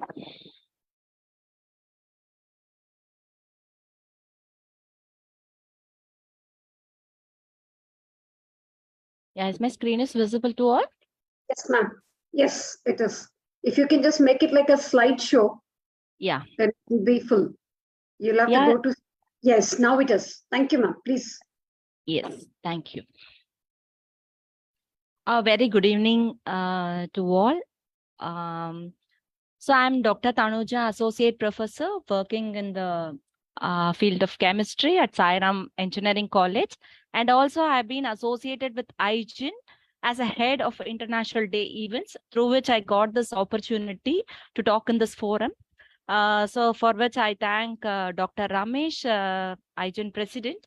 And also I render my heartfelt thanks to IIU for this great opportunity to address in this forum. And being a teacher, I'm very elated to address on culture and education. So this is my overview of talk today. So I'm going to talk about the importance of culture education and what is the scenario of today's education's impact on society and environment, universal human values, and how it is reflects on SDGs and few agent activities for your showcase. So we are all very blessed to born as a human being in this wonderful world with a very what I can say, good natural resources, clean water we have, and fresh air we are breathing, and a healthy soil we have. So on. We have all aesthetic values we have. And God has created a very significant resources among all these resources that is called human resources. So we have all the responsibilities to take care of all our resources, and also we have to conserve and save our resources. That is our utmost responsibility for being a human being, I can say. But for unfortunate to say, today the degradation is happening day by day. So what is the reason behind? So I can strongly say that is the degradation in the values, human values is the reason and causes for this degradation of all these environmental crises. So what are the human values we are associated with? So we are associated with compassion, generosity, respectfulness, gratitude, perseverance, justice, self-discipline, knowledge and skill, and so on, and etc., etc., etc. Okay, are we now with these values from which we have, I think we have to redevelop from all these hidden values. So where we can develop. So education is the key role, I can say. So that safeguard our intangible cultural education through the quality of educations. Here I am meaning the quality of education is nothing but the education to be taught with a sense of culture. So through which the children can grow with a great human values. And here are sayings of Swami Vivekananda. So according to him, education means that process by which character is formed, a strength is increased, and intellect is sharpened, as a result of which one can stand on its own feet. So cultural education. Actually, the education, along with the education, the culture has to be molded. So cultural education of a nation, it has a very influential impact on its educational patterns. And also it is considered as an instrument for cultural change. And the education which develops and flourishes as a result exerts a nourishing influence through the cultural education. And the main aim of the cultural education is to impart the child with heritage and social heritage. But now we are not in the cultural educations, we are in the formal educations. So what the formal education gives, it the values of human, because of this formal education, the humans stick onto the material comfort rather than non-material cultural. He is in a material world that values material comforts and commercialization, and the students and his progress and success in schools are frequently measured by their examination scores and wins rather than demonstrations of moral ethics and values, and is promoting and prioritizing competitions and successes on a daily basis can degrade the value, respect, and morals. So as a consequence, so there is an impact on social. So we are lack of skills, moral degradations, lack of social responsibilities. And not only that, the environmental impact also we are facing. There is no sustainability, and natural resources is getting degraded day by day, and we are crisis happening to our environment. So we are facing a challenges related to climate, peace, and future for society. Actually, we are in the need for the power of culture and education. So due to rapid progress of scientific inventions and technological advancement, and mankind aspects of culture has gone ahead, and non-material culture has been behind.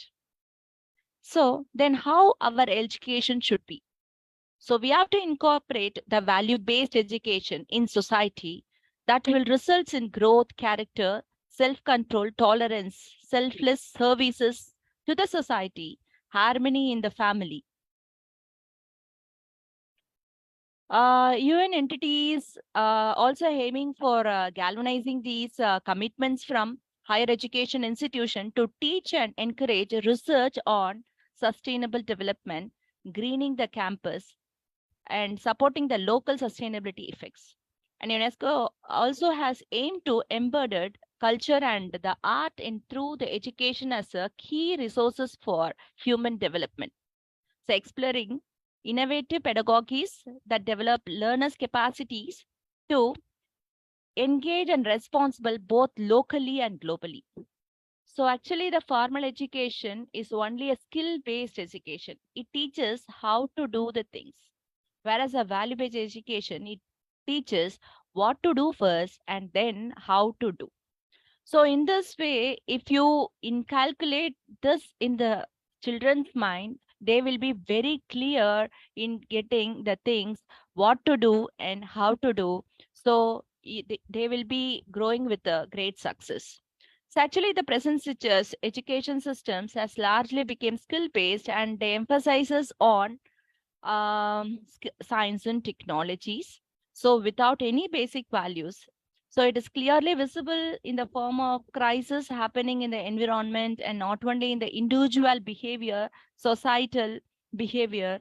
And as a result, many more environmental degradation is happening.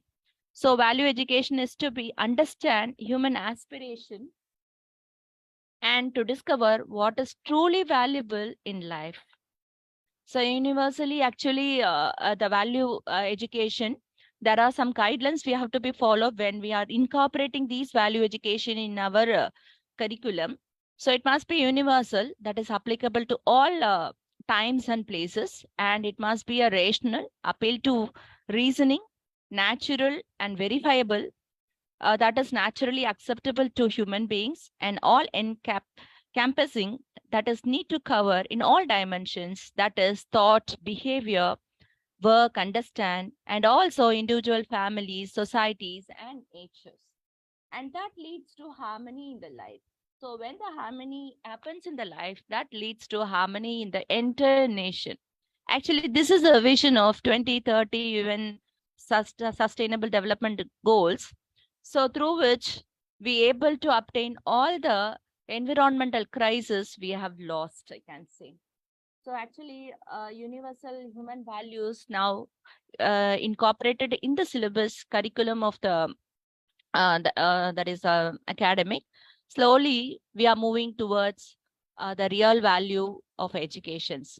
So here for your glimpse, I have given the IGEN activities, what we are doing. So IGEN is always associated with the SDG actions. So we are giving an awareness programs and various activities through which the young minds, we can inculcate the real values needed to be in the society. And these are all some activities we are doing. And the same activities we are also doing in our educations.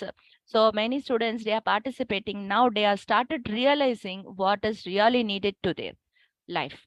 So coming together is a beginning, keeping together is a progress, working together is a success. So we all do to change this world for all. Green. Thank you. Thank you, Dr. Tanuja. That was a very wonderful presentation.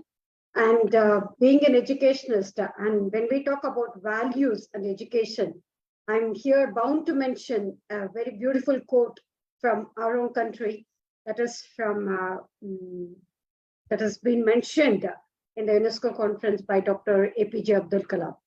When there is righteousness in the heart, there is beauty in the character.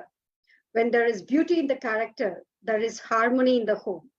When there is harmony in the home, there is order in the nation. When there's order in the nation, there is always peace in the world. So that's how we just put our minds together to take it forward to the community. And as educationists, we all have equal responsibility, not only rights, responsibility in influencing those younger minds such that they are able to contribute towards the community. So relating it to the current topic of culture and education.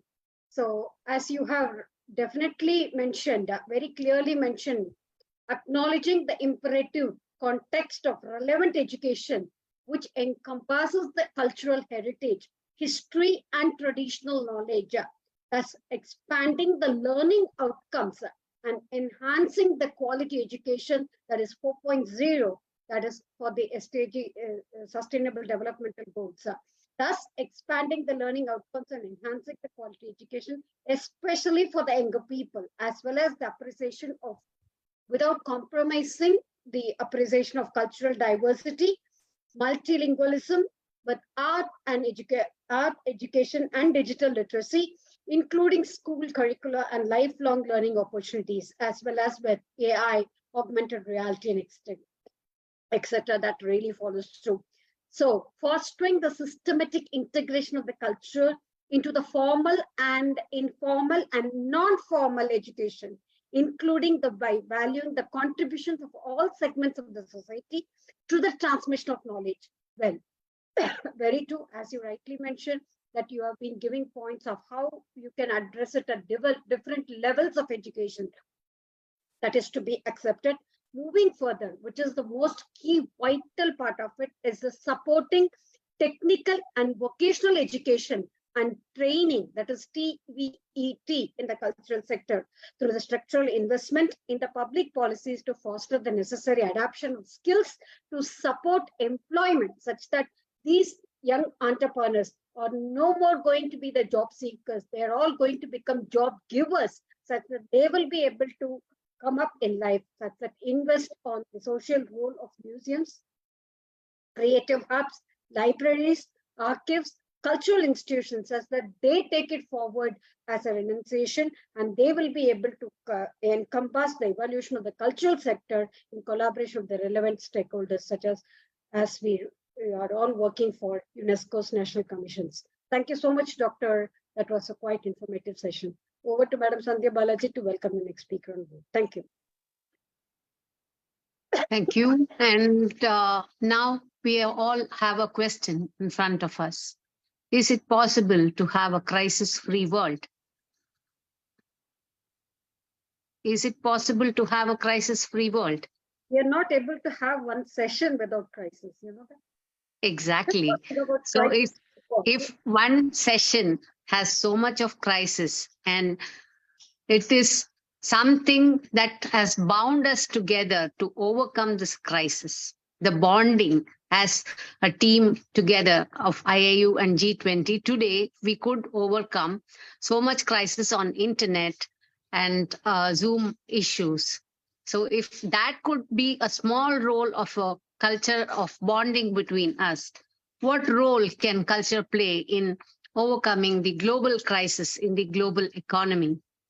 I would definitely want to put in for the fact that it will help us work and foster our social cohesion, which addresses SDG 16.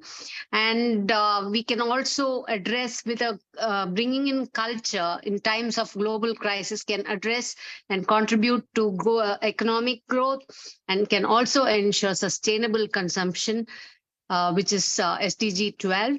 And to speak more about how culture can help us in times of crisis and especially to upheave the global economy, we have with us our very own team member, Dr. Inga Karchilawa from Georgia. And she's a lead teacher in the basics of geography and entrepreneurship. She works in public schools in the village of Quality and Shorpani of the municipality of Zestafoni. And she also is a lecturer at College Construct 2. And she loves news, and she's a motivated teacher, and she's an active educator in the global space. She has won many awards in accolades, and to begin with, the Best Entrepreneurship Teacher of 2019, 2022, the Best Teacher in the Region, 2023 this year. And it was a special award. The ministry has granted her the status of a leading teacher. She's also the IIU European Country Director for Georgia and International Internship University CEO and co-founder of GFC, which is Global Friends Club. And she also has 21st Century Skills President and Project Manager. And she's also the co-founder of Center for Independent Perception and Research. So to go on and on, teacher, educator, trainer, writer, social worker. And she's worn so many hats. And also she has got the winner, she's also the winner of BICAP. She's the director of biggest interactive knowledge exchange program of 2023. So I'm sure she has faced a lot of crises during her journey, and she's handled them all. So we look forward to your inputs, Dr. Inga, on how culture can help overcome crisis in the global economy. The stage is Oh yours. my God. Thank you so much, my dear. The amazing introduction. Warm greetings from Georgia. I'm honored to be one of the speakers at the very important summit. Thank you so much for creating such an amazing and important opportunity for the community. Always talk about very important issue today, and we learn together. Thank you. Once again, welcome all to the G20 International Global Summit 2023. Topic very important: World Heritage, Culture, and Tourism, organized International Internship University with G20 Summit its presidency. Thank you all speakers once again and all my best team. Okay, my topic is today culture in times of crisis for global economy. I present my little presentation today. Today, I want to talk about the global economic crisis, and I most mention the COVID situation. What global processes are characterized by extraordinary trends caused by pandemic events? As a result of this, signs of a deep systemic crisis appeared in the economy. The history of mankind remembers many challenges at different times, but in the area of modern scientific and technological revolution, these processes took place differently.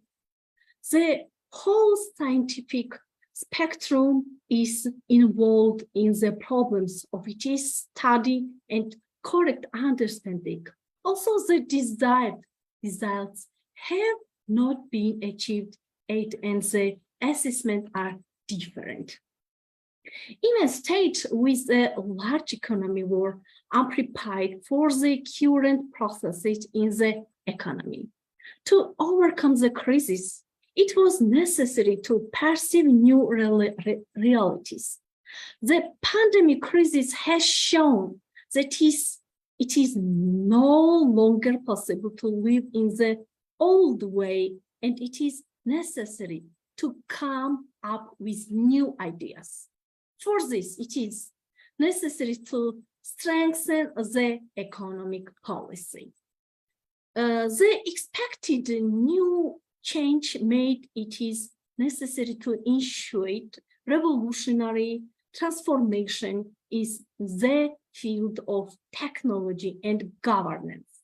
World experience proves that the implementation of integrated models in both large and small economies is associated with successful results. In this regard, Georgia is not an exception. Many positive and useful experience in other countries will need to be carefully applied. It has many attributes conducive to a national and sovereign state, such as the protection of national sovereignty, prioritize of national culture, and other. The current crisis fluctuations in the economy further aggravated the lowering standards of the population, aggravate the economic situation. According to statistic data as of today, 1.8 million Georgian citizens are in the service of creating the national product of another country. For the revival of the country's national economy, it is important to use the main factors of production. We see land, labor, and capital. In this regard, the situation is quite critical. Here, own opportunities are scarce, and the emphasis should be shifted to the efficient of its use. The problem of ensuring food security requires special attention.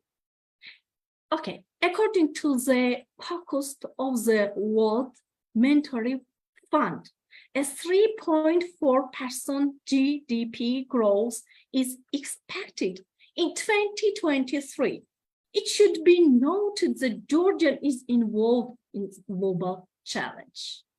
So, I must mention that culture plays an important role for the global economy in times of crisis. Cultural factors can influence how societies respond to economic crisis. Culture plays a critical role in shaping consumer behavior during crisis. Cultural values and political ideology can influence government responses to economical crisis. We see the global economy relies heavily on interconnected supply chains. Cultural factors, including communication styles, business practices, and negotiation approach, can affect how companies and countries interacted in these supply chains. Cultures that encourage innovation and entrepreneurship may require more quickly by creating new industries and opportunities.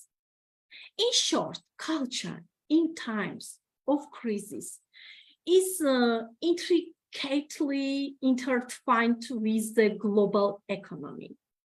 Understanding these cultural dynamics is essential for policymakers, businesses, and individuals seeking to effectively navigate and requires from economic challenges. Culturally sensitive approach to economic crisis management and recovery can lead to more successful outcomes and facilitate greater global cooperation.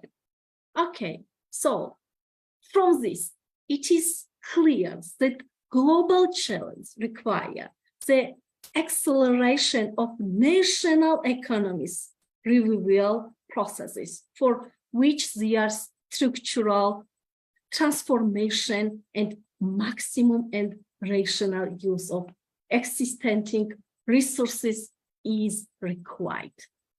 Thank you so much, my dear colleagues, my dear friends. This is my topic today in presentation. Thank you once again, all of you, and congratulations. Thank you, Dr. Inga. It was a fabulous presentation, really. And I think on the G20 platform, there's a first time that you're presenting, and it was quite informative, and which had actually covered all the points that are to be mentioned.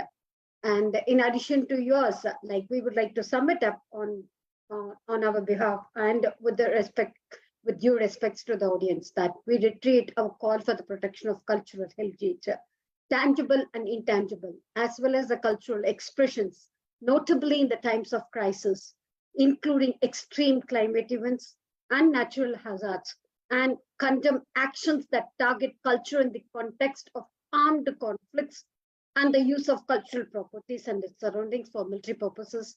And we support our efforts to the effective implementation, as it is, as Dr. Inga was mentioning, the norms and standards that is required in the international law in this field.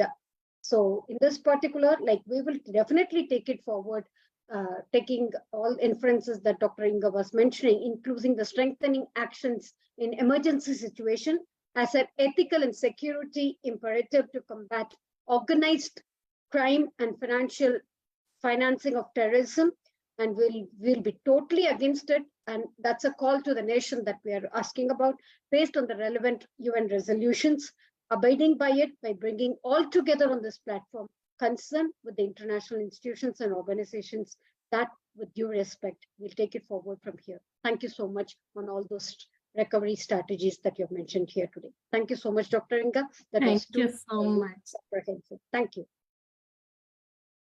Over to Madam Sandhya Balaji, please. Thank you, Dr. Inga. We enjoyed your presentation. And next thing that we need to speak about or deliberate upon is, does culture help us take care of climate action and in turn help us address the issues in the global economy? What we usually develop habits. We have, whenever we start doing something regularly, it becomes a habit. And after a couple of years, usually they say it is a couple of hours or 1,000 or 10,000 hours, it becomes a habit, a sustainable habit. And then when that habit is explored and given across to many parts of the community, it becomes a culture. One such culture which we need to look at for the climate action is to reduce the carbon footprint in the economy. So does culture help bring in such practices? What role does culture play is what we need to deliberate upon. And to do that, we have aptly from one of our cooperation partners, IGEN, we have Professor, Dr. Associate Professor D. Lakshmi, who is the Director for Center of Research at Amit University. May I invite her to talk about climate action and culture for the global economy. Thank you, ma'am, for briefing about me. Shall I share my screen, ma'am? Yes, please.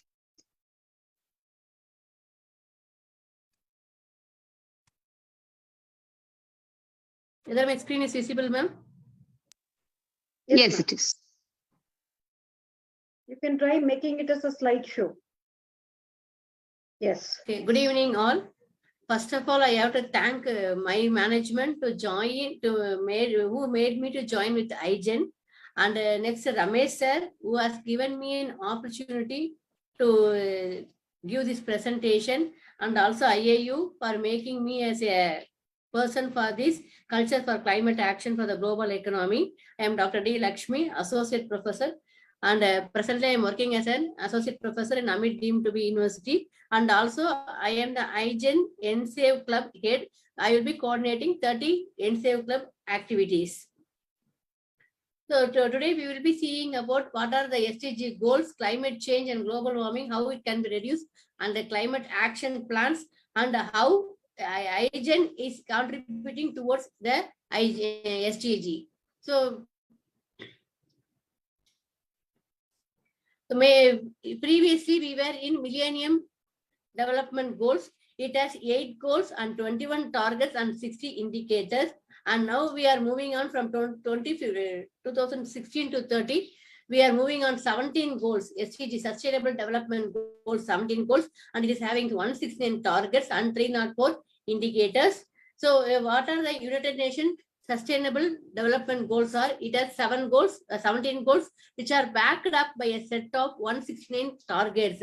And it will be having 304 indicators. So what are the sustainable goals? As we all know, these are the sustainable goals, among which we will be concentrating mainly on climate change. Before going in depth about that, what are the goals contributing towards the society? Social activities are no poverty, zero hunger, good health and well-being, good quality education, gender equality, clean water and sanitation. All these are coming under social activities, related to social activities.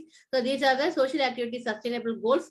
And then related to economy are affordable clean energy, decent work and economic growth, industry innovation and infrastructure, reduced inequalities, sustainable cities and communities, responsible consumption and production.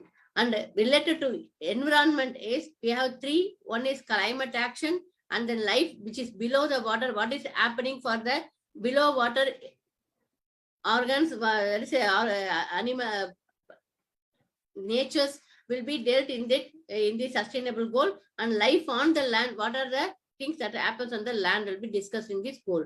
And related to governance are 16 and 17 goals, peace, justice, and strong institutions, partnership for the goals. So we will be concentrating on the climate actions. So what this climate action is done in sustainable goal is, the climate action is nothing but a major challenge of our life.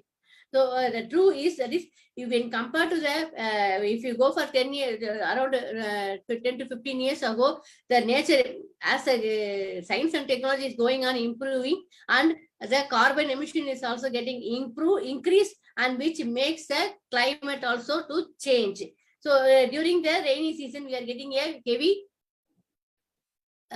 heat, and during, so these climate changes are occurring because of these changes in the system. So the culture is a key source for mitigating and adapting the climate change. So UNESCO is fully committed to address this impact of climate change on culture, and it will be enhancing the potential of culture for global climate action, through which the natural areas will be protected by the World Heritage Convention and safeguarding it into an intangible heritage and traditional, with the help of the traditional knowledge, and also to support the cultural institution and actors by drawing into an international convention in the field of climate. So what is the fact is, say if we have more number of forests, the forest will be absorbing the trees will be absorbing the carbon dioxide. So approximately from the case studies, we came to know 190 million tons of carbon dioxide is being absorbed by the trees in the forest. So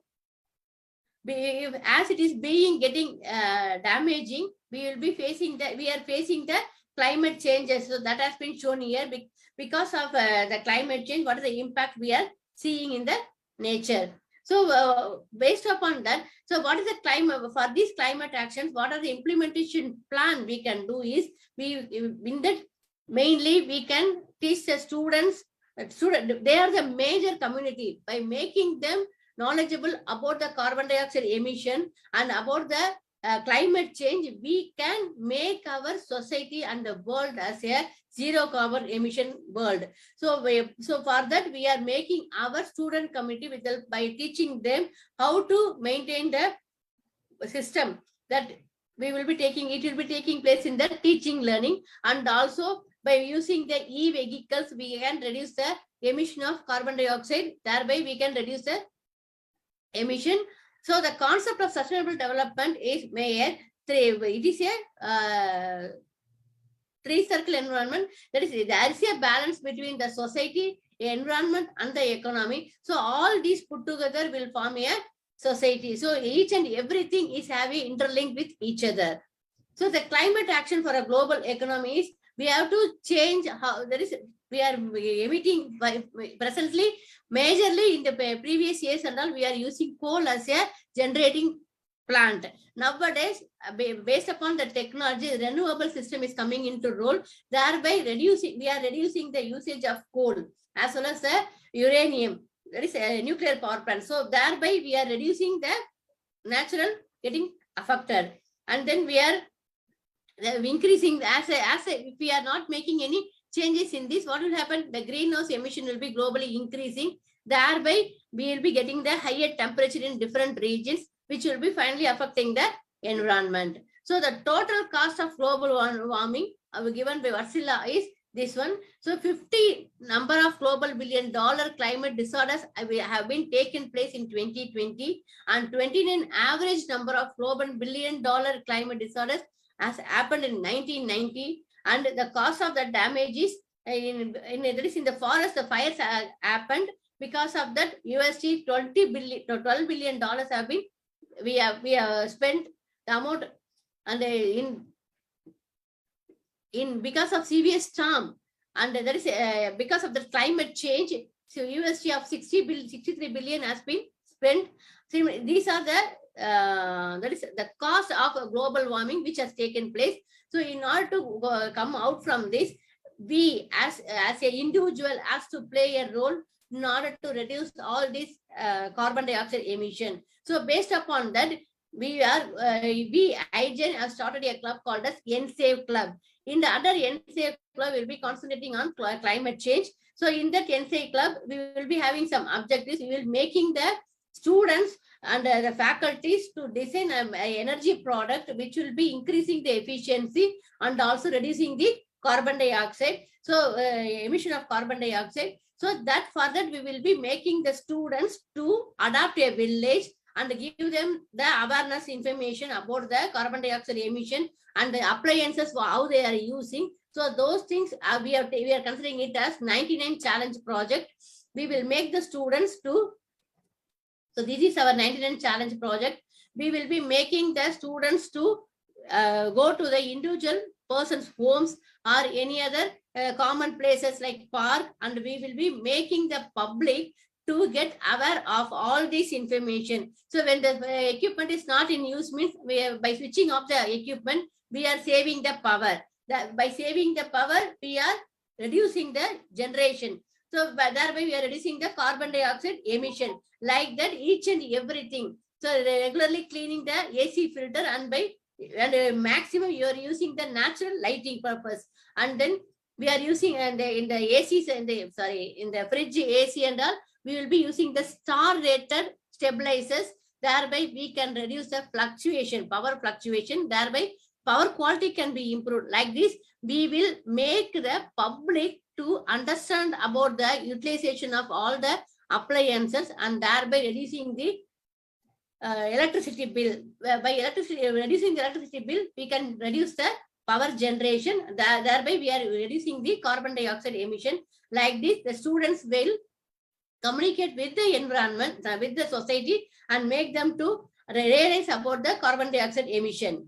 So in order to motivate the students, we will be making the students, giving the students a star point and making them to work actively. So with this, we can make the climate change, that is the economy because of climate change can be reduced. Thank you.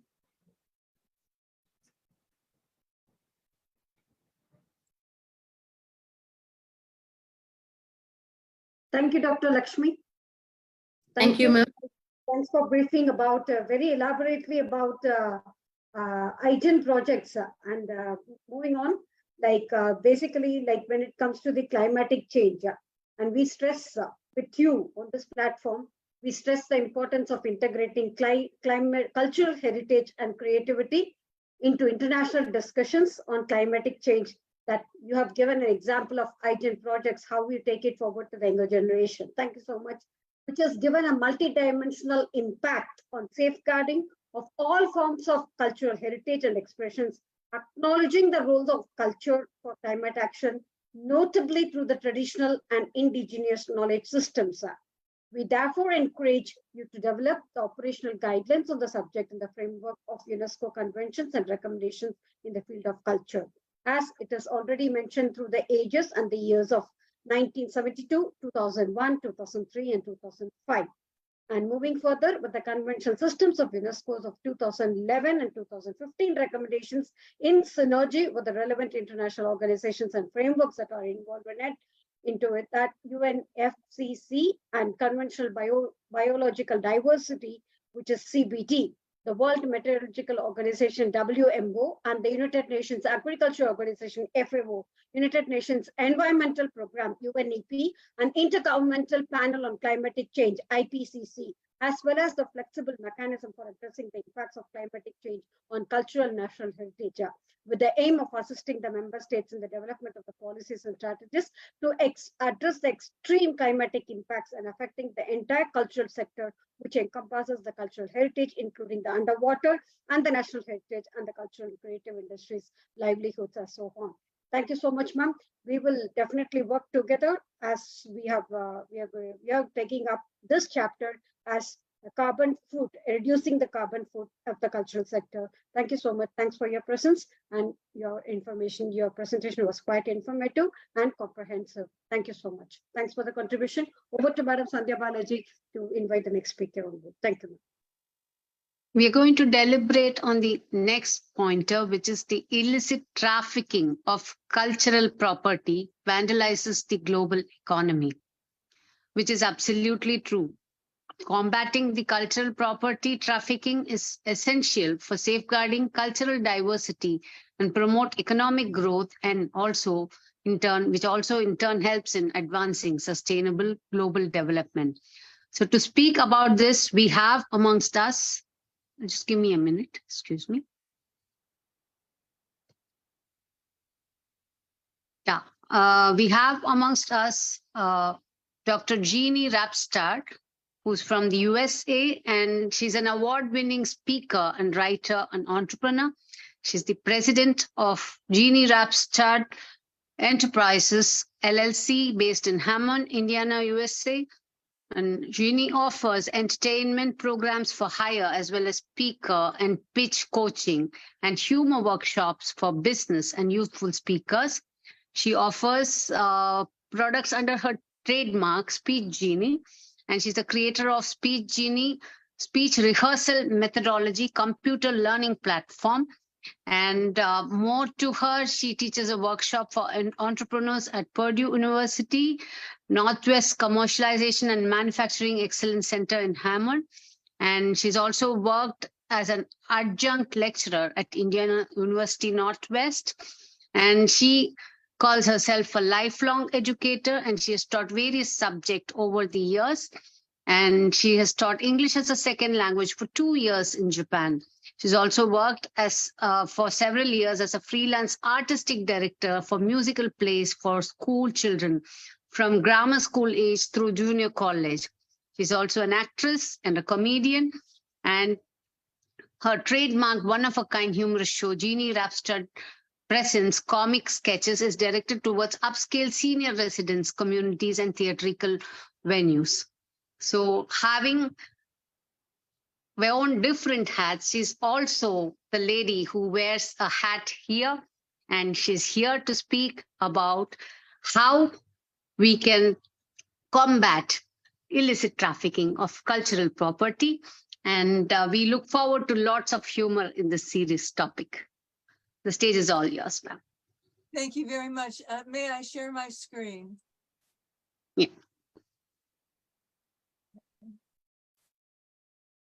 Okay. There you go to.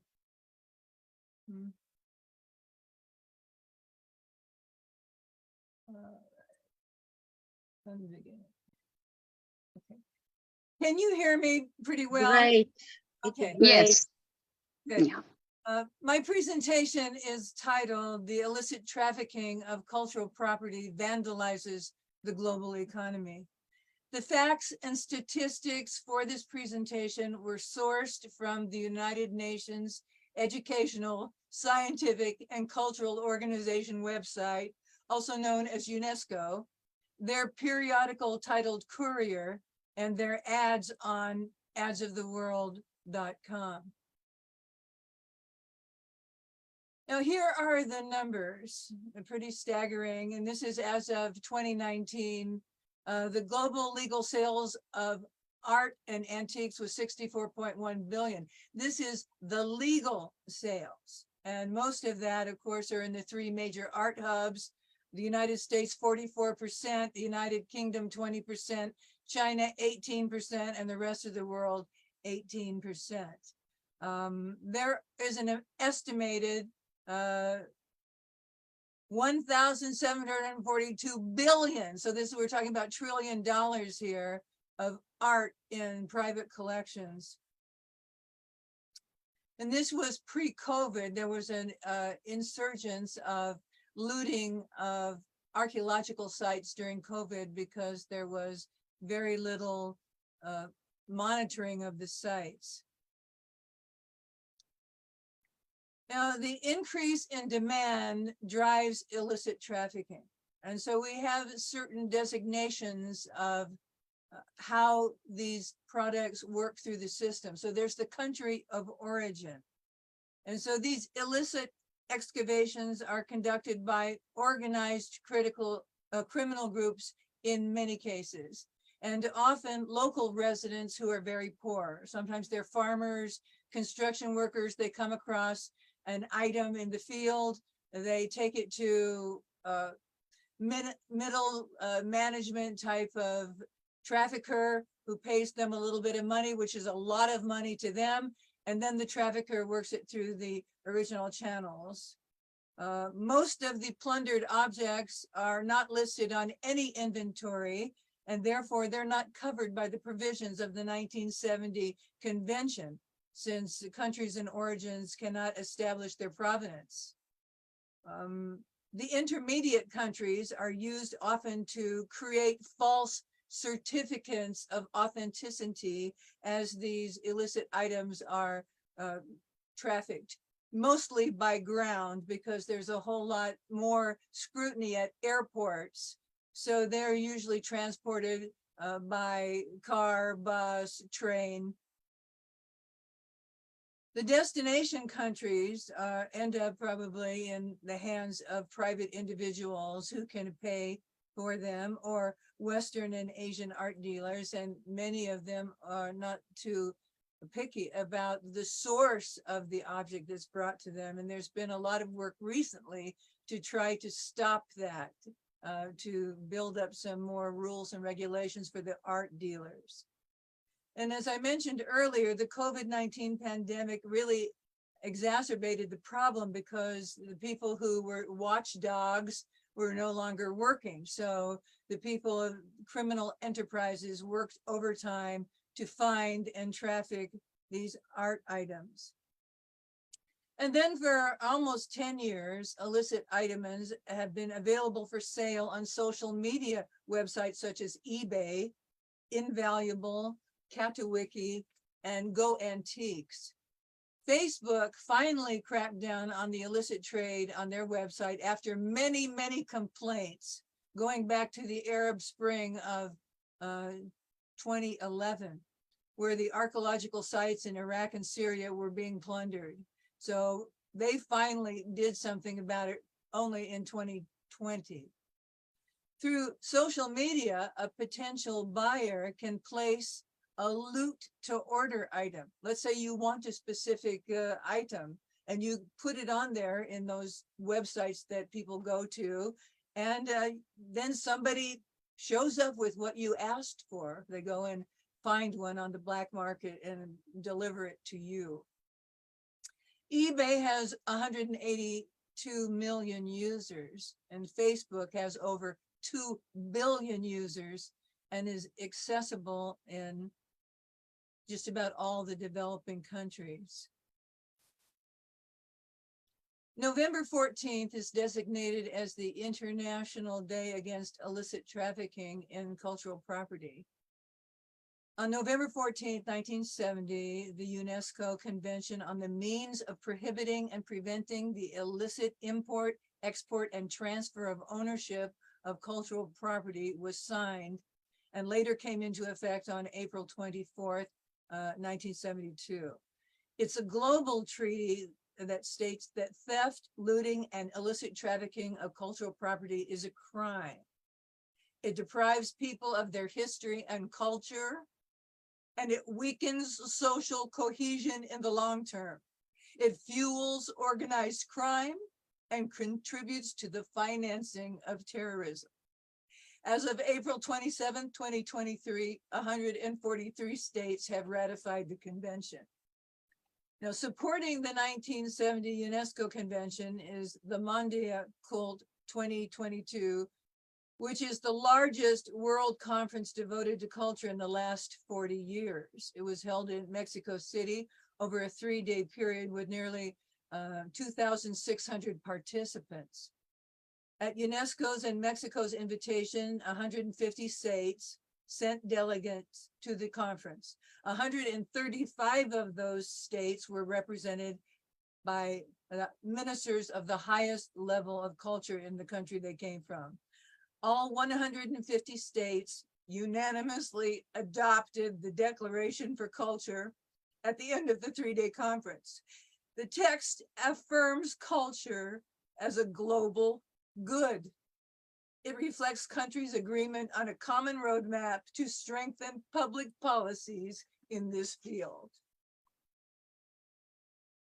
Ms. Audrey Azoulay is the Director General of UNESCO. She goes by the title of Ms., so that's how I showed her here. I have some quotes from her. On this International Day, she was speaking on November 14th, UNESCO therefore calls upon everyone to realize that stealing, selling, or buying a looted work is tantamount to participating in pillaging people's heritage and robbing their memories. She also said illicit trafficking is blatant theft of the memory of peoples. Raising awareness and calling for the utmost vigilance is necessary to fight this largely under-recognized reality.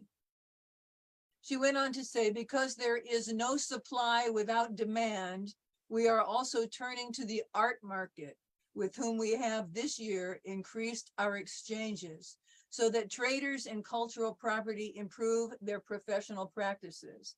Let us recall the MONDIACULT 2022 declaration adopted by 150 states last September, which calls on art market players to prevent the acquisition of objects with no proven provenance.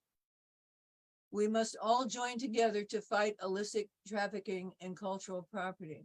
And one of the problems that we have is that when people are caught trafficking in stolen artifacts, they usually get a fine and a slap in the wrist. So there is not really much of a deterrent. So that is the reason why more focus is being placed on the art industry themselves to raise their standards.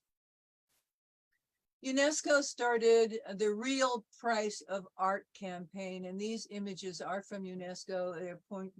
They were created for putting on the ads website. So, for example, here, art knows no frontiers, nor does organized crime. So the image shows an artifact that was stolen and sold to a private person who now has it on display in their home. The other image shows terrorism is such a great curator. Here is an artifact, once again, stolen, placed in a private home where it's on display. How much for the soul of a nation? And how do you erase a whole culture? Well, you do it piece by piece. Once again, these are ads that were created for UNESCO by the communication agency DDB Paris, and it draws on the language of the worlds of art and design to reveal the dark truth behind certain works. Each visual presents an object in situ integrated into a buyer's home. The other side of the decor is then revealed.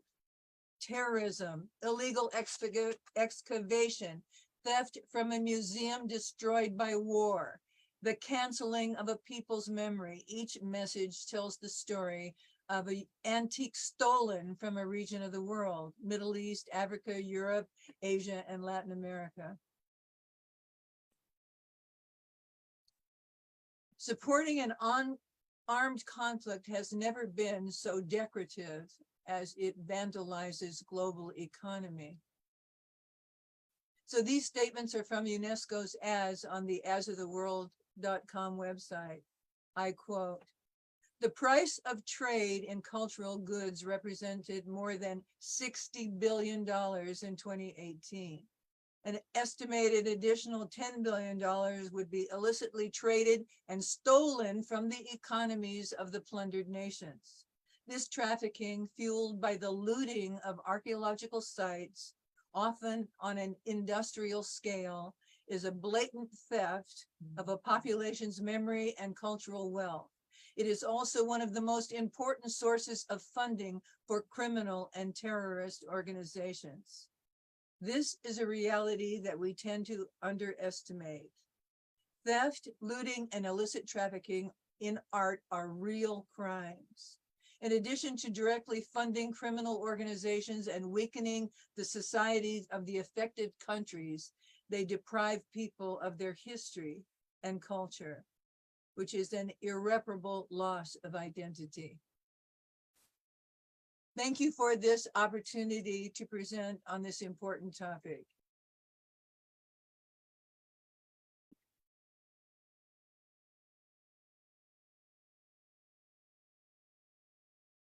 Thank you, Doctor. That was quite comprehensive, and definitely you have covered all the points of it.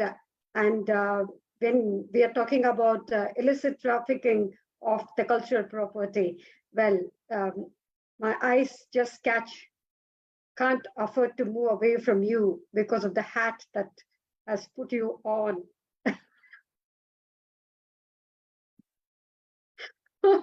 Very different among the group today. Well, saying that, yeah, illicit trafficking is a dangerous thing to be noted for, not to become notorious, but to become very famous among the crowd. Yeah, moving ahead. Yeah, coming back to this, well, you have covered all the topics which were mentioned, and that was a beautiful mention about MONDIACULT, which I was about to do before we conclude the session. Thanks for mentioning that you covered all the points, and with you on this platform, we commit to mark the commitment to fight against the illicit trafficking of the cultural property by ensuring that effective implementation of the UNESCO's Convention, 1970 Convention Act, and its associated mechanisms by strengthening the international cooperation with all the relevant partners. So you have covered all the points. So I have actually, I don't have points to add on to it as I normally do. And definitely strengthening the advocacy and action concerned with the impact of illicit trafficking on the memory, identity, and the future of the people. We will take it forward from here. Thanks for all the notes that you have mentioned on this forum. Thank you so much. This chapter will definitely remember you, madam. Thank you so much. That was quite comprehensive. Moving ahead, like, when we talk about illicit trafficking, when people take away the properties, there is always a way of bringing it back to them. That is the return and the reinstitution of the cultural property.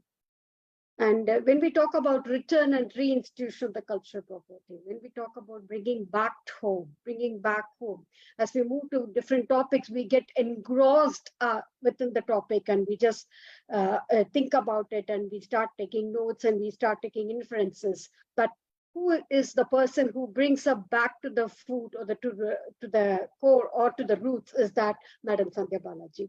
Well, you hope you will agree with me. Always we go back to her and say that, Madam, please come. Let's invite the next speaker on board. So today I have this responsibility of inviting Madam Sandhya Balaji to speak on this topic of return and reinstitution of the cultural property. Well, all I have to mention here is when you can become famous is that when you don't need an introduction. As far as Madam Sandhya Balaji is concerned, I'm sure that everybody will accept with me the fact that she doesn't need an introduction. She's already very famous because she keeps introducing all the speakers as such.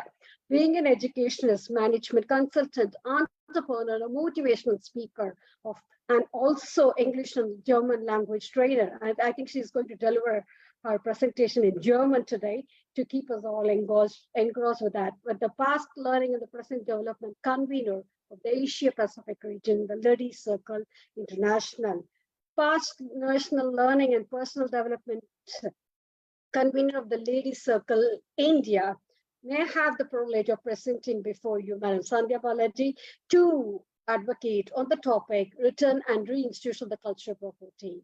Over to you, Madam Sandhya Balaji. The floor is all yours. Thank you so much. Thank you so much for those kind words, Dr. Vidya. And it's like I'm giving a pat on my back and feeling very good about the introduction. And thank you once again. And it's time for us to talk about any cultural property that was taken away or through some other mode that has left the part of the culture. How do we get it back? Back then, when we were kids, we used to play this game of taking some things and hiding it and then finding it out, or whoever finds it gets to keep it. So, and then we say, finders, keepers. Is that true for us? Is that true for cultural property? Could that happen? Or if not, if you are returning it, what could be the benefits? That is what I would like to talk about today. May I request Dr. Vidya to help me present by sharing the screen? After a very colorful artistic presentation by Dr. Jeannie Rapstad, I think I have very less to say, but still I can add on to what she said and include more on the topic.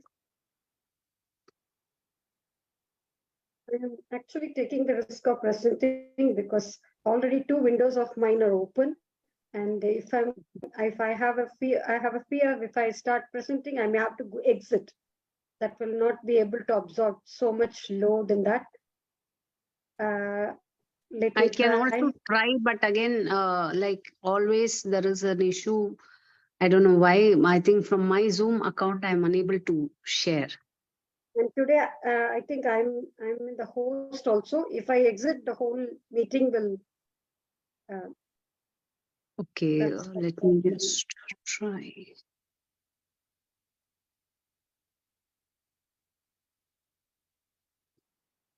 However, let me try that.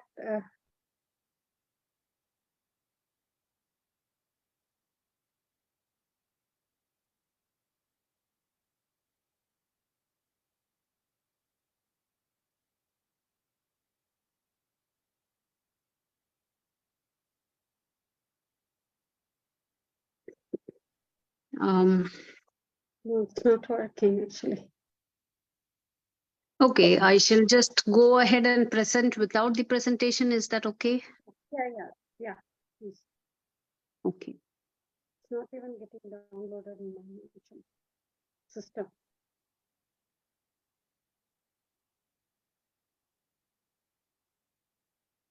Just give me a minute.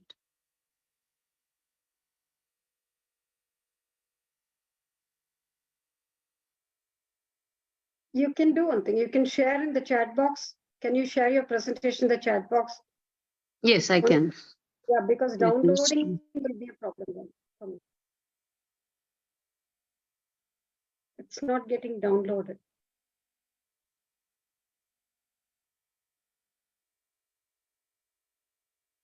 Okay, let me try now.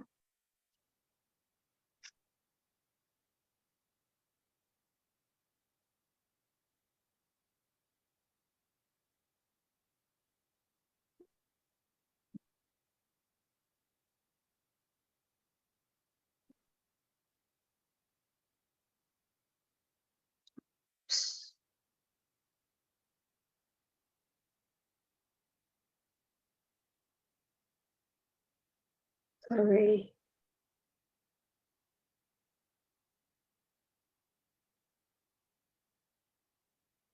It's not happening from my end. There's a technical glitch.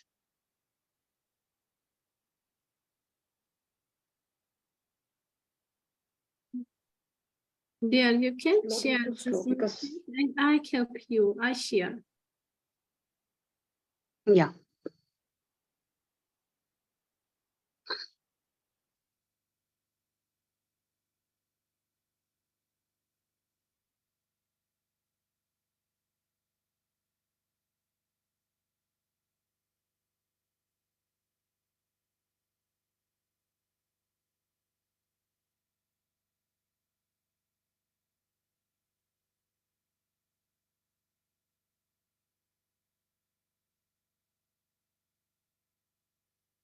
hello. Were you able to share it in the chat box? No, there's a technical glitch from my end. I'm not able to do that as well from my Zoom account. I'm not able to share at all. Ma'am, will you mail me? We can share, ma'am. Yeah. I will post my mail ID in the chat. Yes, thank you.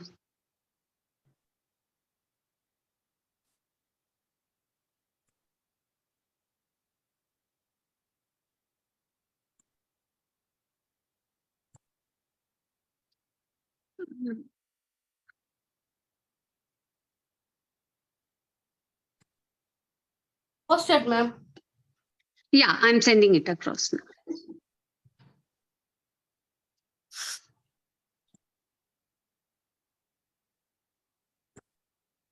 I have sent it across. Okay.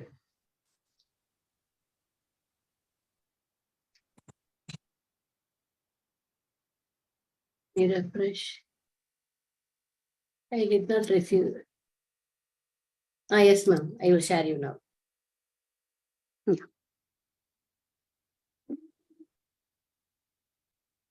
So I think the culture of being there for one another is being exhibited live with what is happening now.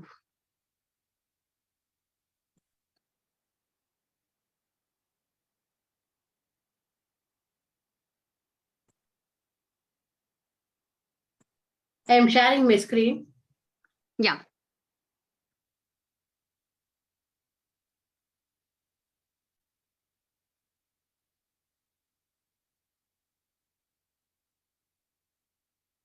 Yeah. So as we all know that we're going to deliberate on this topic, return and restitution of cultural property. So before we begin, we should understand what is restitution and also by the term repatriation. Restitution means that we are returning a particular cultural property to a particular individual or community, and repatriation is to a nation. Ma'am, may I request you to spearhead and move forward? So why is it so important to return a property, a cultural property that has moved away from its original place of existence? Because identity and history is very important, and we need to keep that in mind, that when a person's identity is always questioned, or when a person's identity is retained or aggravated, it can lead to a lot of good and bad consequences. So our objective is to explore how ethically, legally, and in social aspects of returning a cultural object or cultural property will that help us to lead or get to a sustainable developed world. So what is a cultural property? Can we just move to the next slide, slide number 3?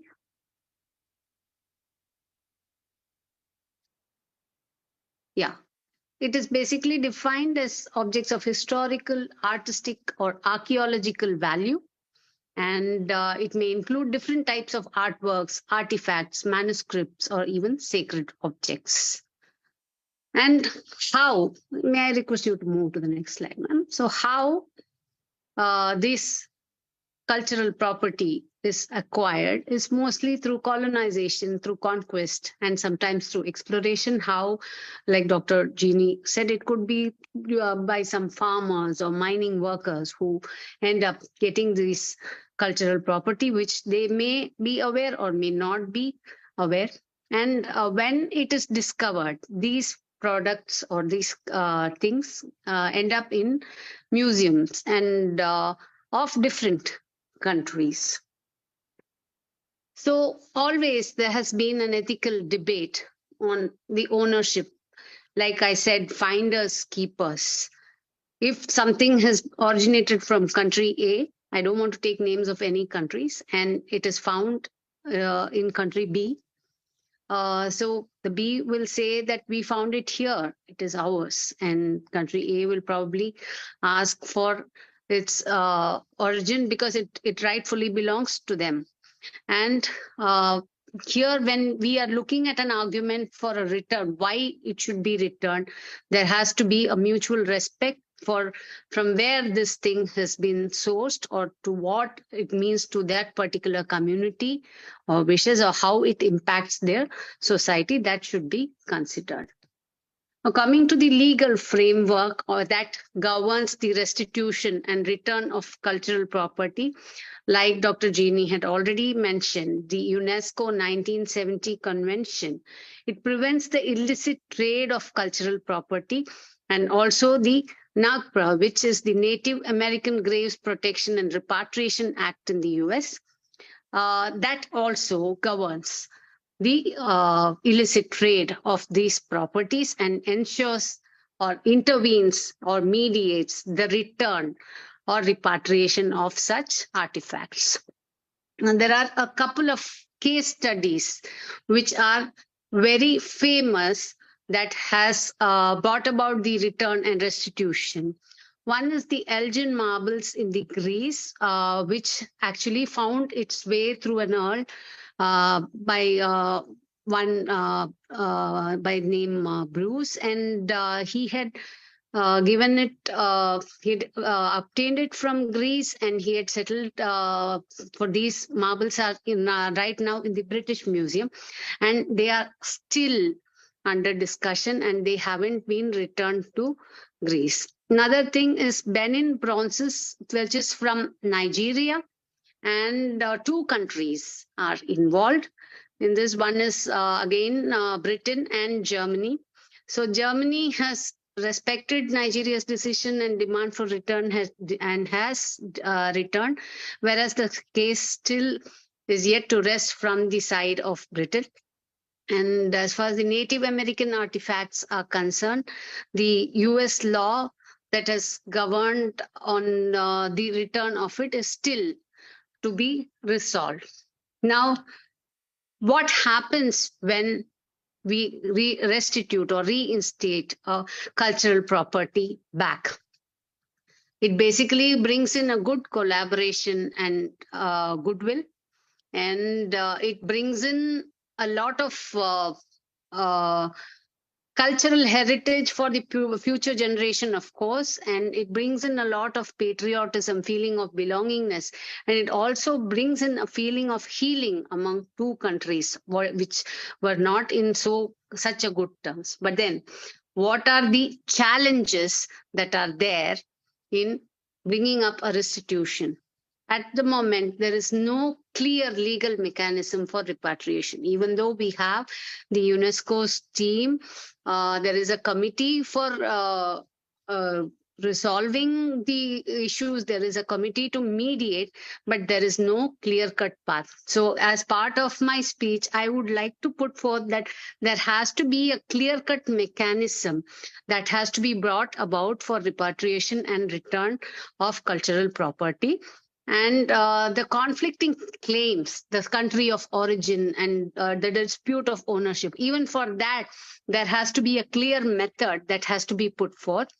And when we look at these cultural artifacts that are there from different parts of the world, how to preserve and protect them upon return, who should take custody of that, whether it is the government or whether if it is a community, who in the community should handle it, if there is no proper formal method or for proper organization to take care of the return. So the current efforts that are recently, we all are aware of the Australia's return of Aboriginal artifacts, and there are many other examples that we could bring in to talk about this. And some of the examples were also mentioned by the previous speaker. And one of the speakers also spoke about cultural diplomacy. So with cultural diplomacy, we can bring in we can strengthen the international relations between country and also increase the belongingness between nations through the shared heritage.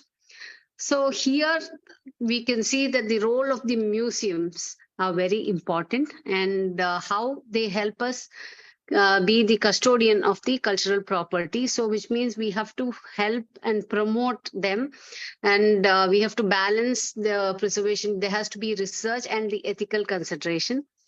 Now again, when we talk about when we take in general life, if something goes away from what we used to have, we all feel sad.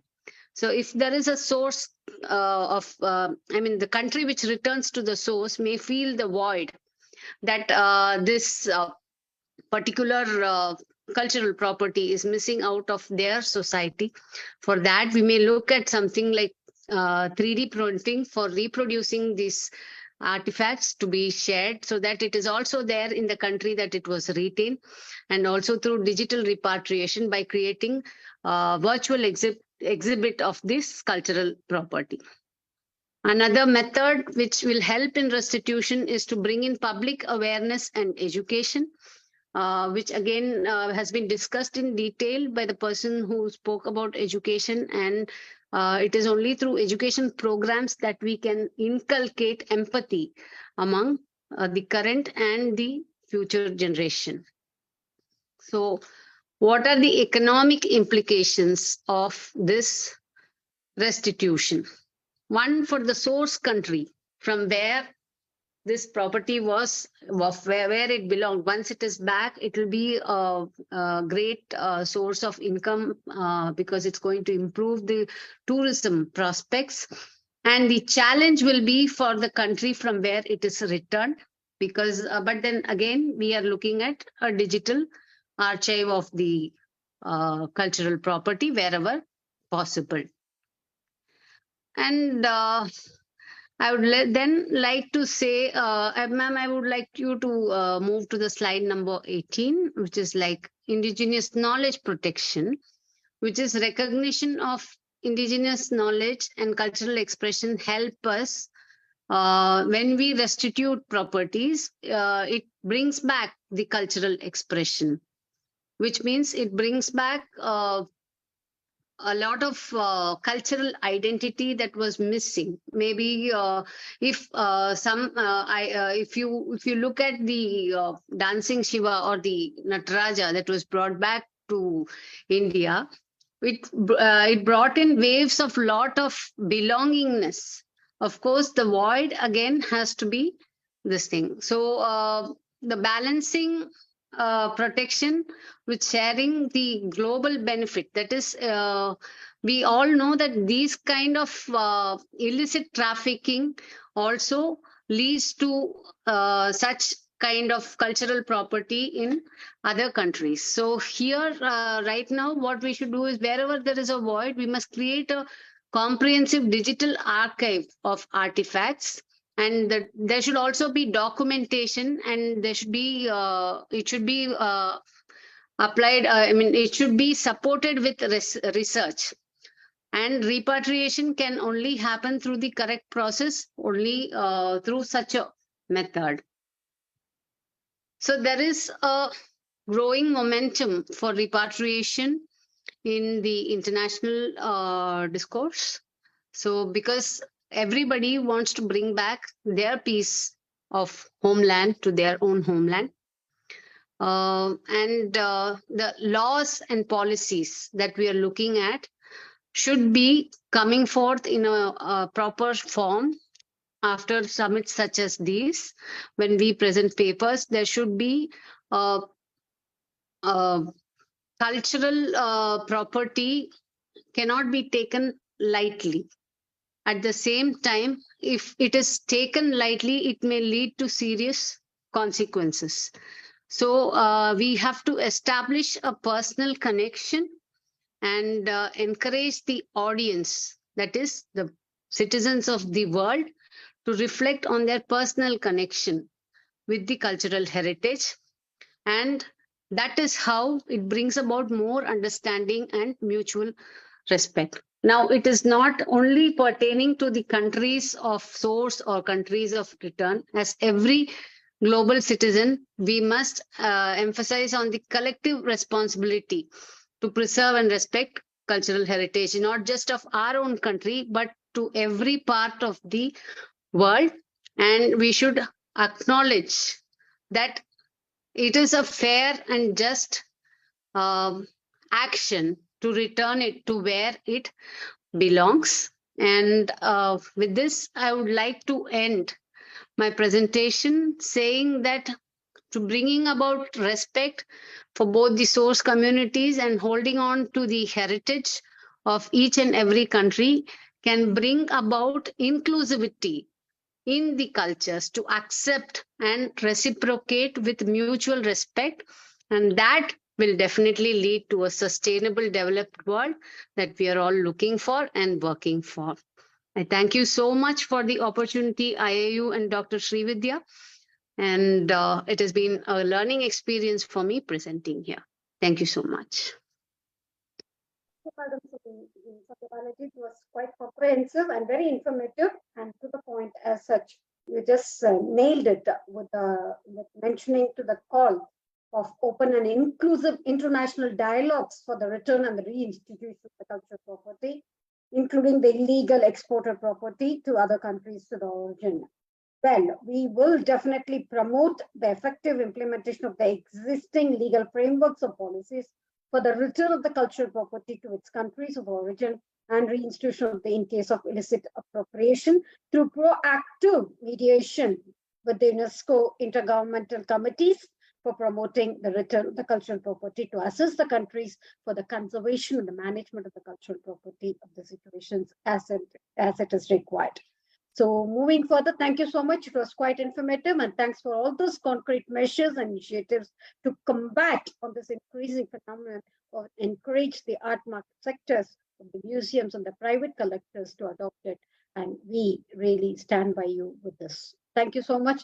Thanks for the presentation. That was quite informative. Moving ahead, since we are going to talk about, we have talked about culture, we talked about education, we talked about policies, we talked about handling crisis management, everything. So the whole forum is about digital transformation.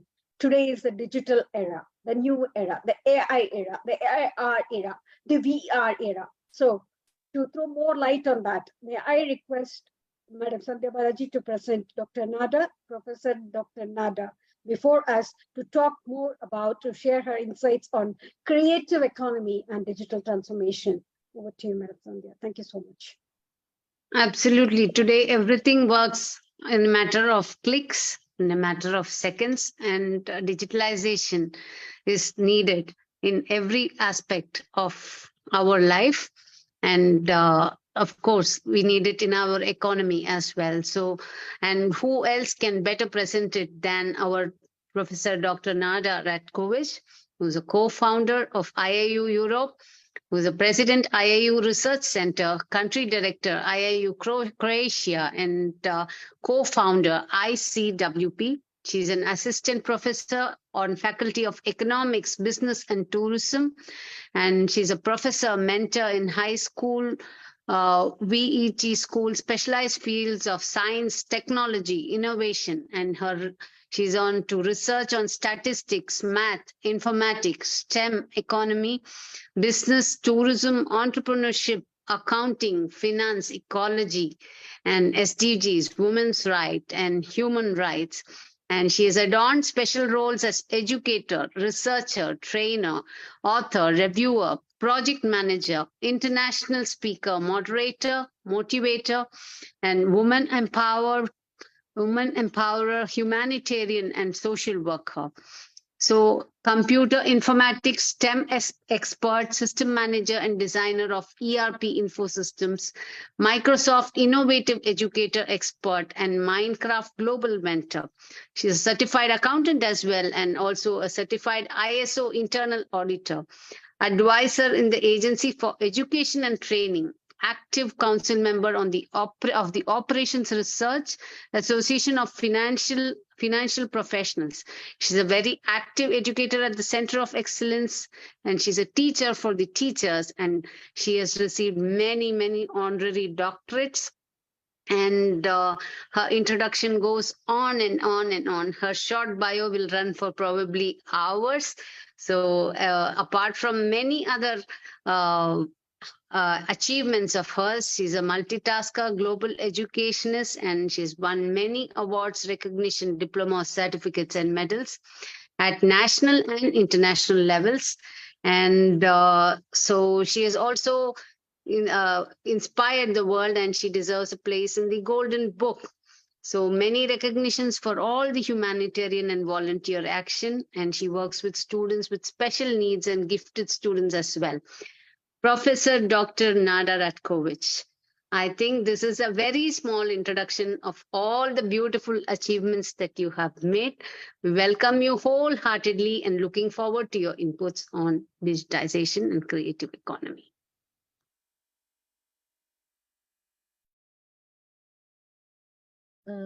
Here I am. Thank you. Thank you, Sandy, for your introduction. Thank you. Thank you so much. No, I don't like to listen about me, so I would think that it is somebody other. But thank you. Today, my topic is really very important because, as Dr. Srividhya already say, VR, AR, artificial intelligence, everything. But before I start talking about the digital transformation, I want to say something because today, even we go through so many topics, explaining so many things, and I feel that we didn't talk about the things what is today very important. Still thing. So I'm coming from Croatia, one beautiful country with more than 1,000 islands. You know, that is really when we talk about richness, who is rich? We are not talking about the money. We're talking about the beauty. We are talking about the nature. We are talking about what is for us something beautiful. And tourism. Tourism is the field where we can express everything. So Croatia, at the first place, have tourism, and almost we are all living from tourism.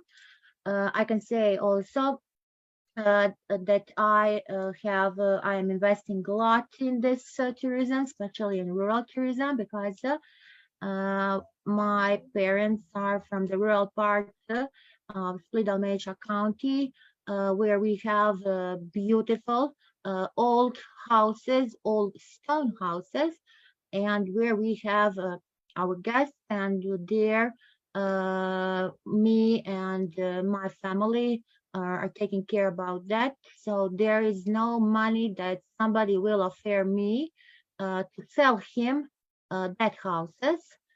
Because that is the most, I can say, that don't have a value. So, working on the faculty of economic, business, and tourism, you see, we have this part of tourism.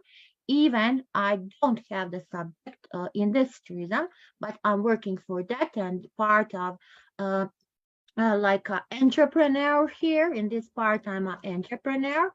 So I want to say that what is today offering the most works, tourism and the tourism industry, like a largest and most dynamic industry today, is in the global economy. So what we have today, the digital transformation and digital tools. I'm working on this digital tool. So as Sandy said, I'm working on this apps. I'm making apps for the tourist field. So if we talk about tourism, tourism today is a phenomena, and there's so many relationships with all other fields. So tourism will give you the health. Tourism will give you the wellness. Tourism will master your life. So in a relationship with everything. So that is very difficult to explain something that you need to follow, like the law. There are so many codes called the cause-effect relationships, which are established between these economic entities. So talking about tourism, it is the basic measure for development of any social, any economic progress of country, and also for the world. So since tourism is service activity, human resources are going to be a great importance for the success of every tourist destination, not only in my country, in all around the world and in all the segments. So for every country, tourism is very important economic activity because it is only generating today the biggest employment. So work in tourism requires development of various skills, systematic learner, and it is ordered to maintain, improve the quality of service. So this economic development, this accelerated economic development is really conditioned by the development of technology. We are talking about the digital technology, automatization of production, which will largely replace today the human work, and that is artificial intelligence. It is leading to that. It is leading to the surplus of the labor in the primary and secondary sector. So that is one of the reasons for the increasement of the unemployment. Then, resulting the surplus, the labor force. We have this labor, we need more educated labor, and it is giving this the absorption in the tertiary sector. We know what is the meaning of the tertiary sector, and that is in the tourism. So due to this, due to the complexity, due to the fragmentation, it can be classified in, I can say, in any standard economic category. So it should be viewed as a system which are connecting numerous economic branches and activities. So accordingly to that, what are the effects? I want to explain that the effects of tourism on employment are visible in numerous economic branches and activities. So there is a question. The question big arises from that. What is that? It is that what extent is possible to determine which jobs today, which are the jobs which are consequence of the development of tourism and the number of required employees. I can say that we still don't have, my country, we still don't have enough number of employees. We are bringing from the countries, from other countries, we have the workforces for the labor for the summer, because we don't have, we are a small country, we have only 4 million citizens. So playing this crucial role in economic development, comparing to other sectors in economy, tourism is the fastest growing area and accounts for more than once. Dr. Matayo already explained it from the political, from the law side, and this work with tourism is considered always from the side of science, giving a significant source of employment, a job creator for all younger population, women and migrants. We see NADA in Croatia is doing that. IIU in India is doing that. Sir Piyush also now have a eco village with a school, with a new James school. So we are here in the trend. We have this result. We have this changing tourist activities. We are creating new types of tourism. What are that new types of tourism? These new types of tourism will lead us to the changes in the labor market. We know what it means, market, supply, demand. What is the changes today in the labor market? So labor today gives us the basic factor of all forces for every one society.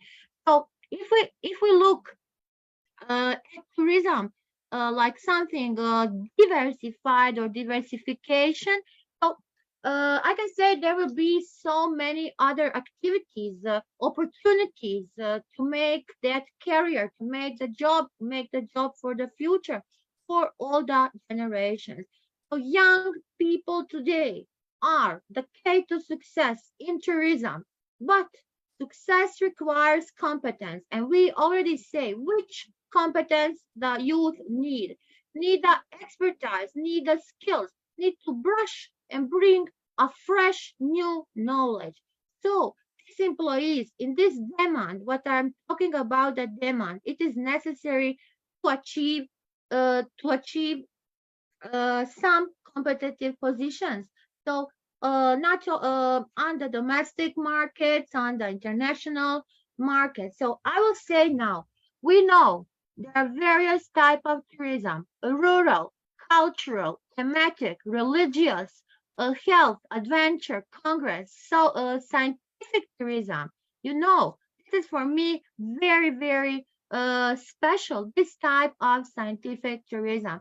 So trends are changing from year to year. And then it is order of your country. if your country wants to become a tourist destination, so if you want to have bigger, if you want to have that number of visitors will grow. So we need new demands. And today, this topic about the culture, about tourism, it is a great topic because tourists today, tourist one, tourist two, tourists are making new demands, expressing the new needs, uh, helping, giving, all what we have, all what we are requiring continuously. We are monitoring that. We are adapting that. Professor Nada whole year is monitoring the situation on the trade. I'm interested. Who will come to me? Who will come to Croatia? So giving this types.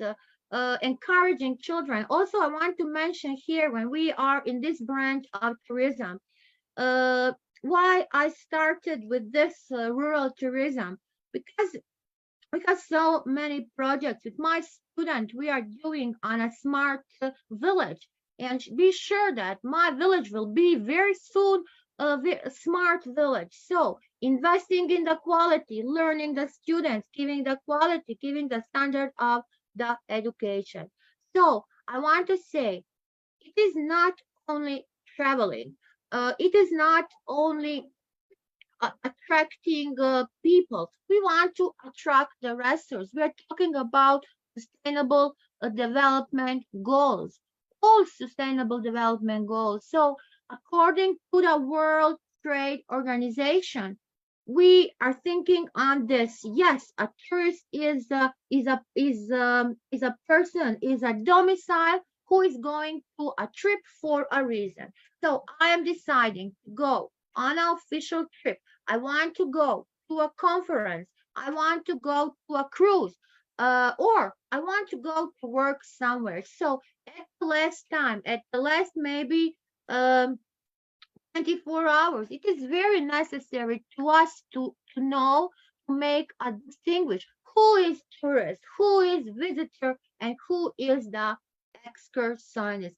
So giving this opportunity, bringing a digital revolution, digital transformation, and you need to know, you need to have a knowledge, you need to have a knowledge. If we talk about digital transformation, not only in tourism, in leadership, in everything. So if you are not a good leader, if you don't have the characteristics of a leader, you cannot also work in this branch. So effects are measurable. We are talking about microeconomy, macroeconomy. So globally, macroeconomically, and microeconomically.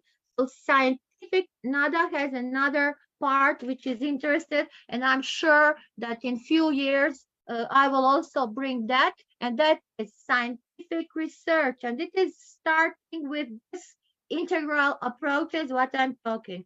Tourist, business subject, and government and the state institutions about bringing local social communities.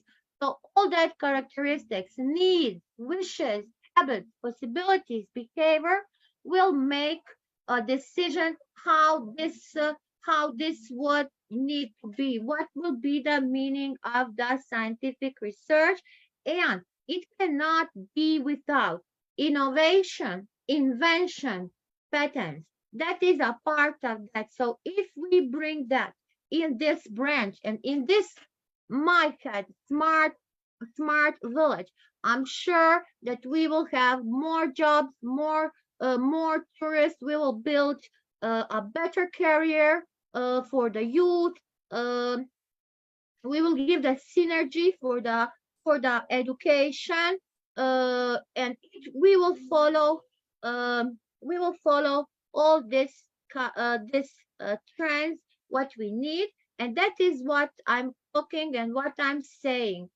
Have knowledge, have skill, create them, create a foundation of knowledge, learn by doing, learn by acting. That is the new way. That is what quality education today needs, even it is in a hotel, even it is in a tourism, even it is in a vocational school, university, anywhere. Give the future experts to the leaders in tourism and give them a future trend. And that is the modernization. That is the modernization of vocational education, what is necessary, what we are doing, what we are changing, what we are making. I can say when almost from when I start working at the high school, at the university, we are doing this modernization of the vocational education because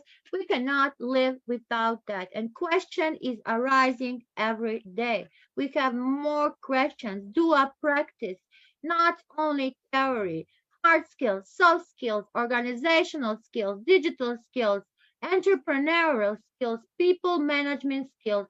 Practice, remember this.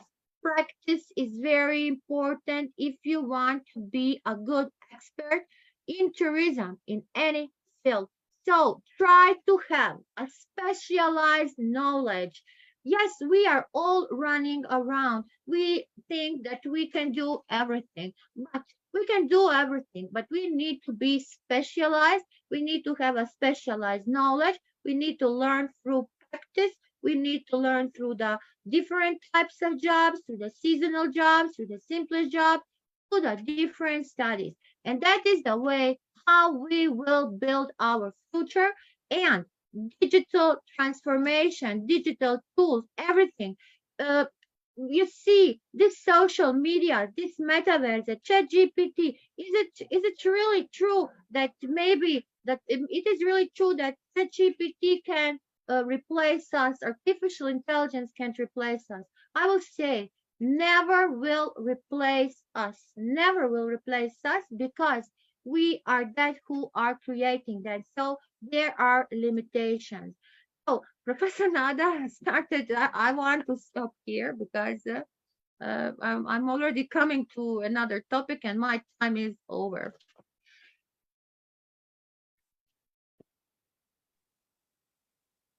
Thank you, Dr. I think that it's over. I'm so excited when I start to talk a lot, then I cannot stop. So thank you. What to say, really? And well, you have covered all the points, and definitely we will take into consideration definitely to foster the development of the sustainable cultural and creative sectors, to support the creative economy. That's going to come up.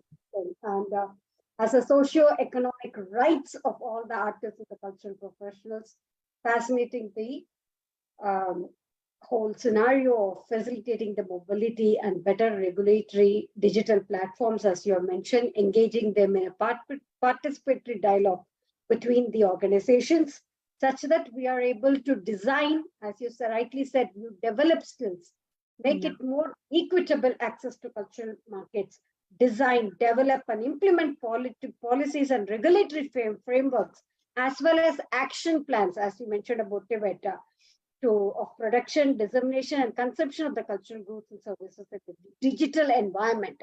Be digitally competent, noticeably for fostering the cultural dialogue between all the stakeholders, the private sector, the relevant NGOs, and the IIUs, in particular the World Trade Organization, the World Intellectual Property Organization, and the United Nations Conference of Trade and Internet Providers. Or everyone, we build capacities to leverage the digital technologies for cultural employment, as well as to enhance 7, the safeguarding, promotion, digitalization, and inventorying of the cultural heritage, including through Tibet, by fostering the requirements, as you rightly mentioned. Thank you so much. That was quite it. Moving on, there's only one person who's left. Yes. It will be my pleasure to introduce that person. Our next pointer of deliberation. Before I begin on the next pointer, I really enjoyed the speech of Dr. Nada, especially her point on how the tourism industry has also become very demanding, especially from the tourists, is a very, very valid point, and catering to each and every industry the customers are demanding, and her point on the tourists being demanding has become one great point of discussion which I noted, and I really liked how she put forth the digital needs of that industry. And yes, now we should deliberate on how the strategic directions embracing culture and tourism shall enhance the global economy. I personally feel that there are strategic directions that embrace the culture and tourism. They are the economic drivers, and they have a great impact on the global economy. And these will definitely help us achieve many of the SDGs, which are to bring in to stimulate economic growth, SDG 8, and job creations, thereby alleviating poverty, which is SDG 1, and also bring in strategies that can advance global partnership, which is SDG 17. So to talk about this, we have a very, very special speaker, our very own Dr. Srividhya Sukumar, who is an educationist, entrepreneur, and she's into research and development. She's a strategic transformation consultant. She's a master life coach and business coach, and she's a quality assurance expert. She's a volunteer at UNESCO, UNICEF, Emirates Red Crescent, Al Maktoum Foundation, Sharjah Social Welfare, and she also has her own YouTube channel in the name of Schmaltz. So here we are with our very own dear program coordinator and project head, Dr. Srividhya Sukumar, to give her inputs on strategic directions. Thank you so much. Thanks for all your patience. With due respect to all your patience, all your support, and here coming as the last speaker. Coming the last is always very advantageous. Either you speak more, take hello after time. Otherwise, you speak very less. You don't open it at all. We are waiting, Dr. Srividhya, for you because we want to hear you, our dear audience. This is our amazing Dr. Srividhya Sukumar. So let us hear what she will bring today on this amazing topic about the tourism heritage, green tourism, and digitalization. Well, we have talked it further, right from for about 3 years now, heritage, culture, and tourism.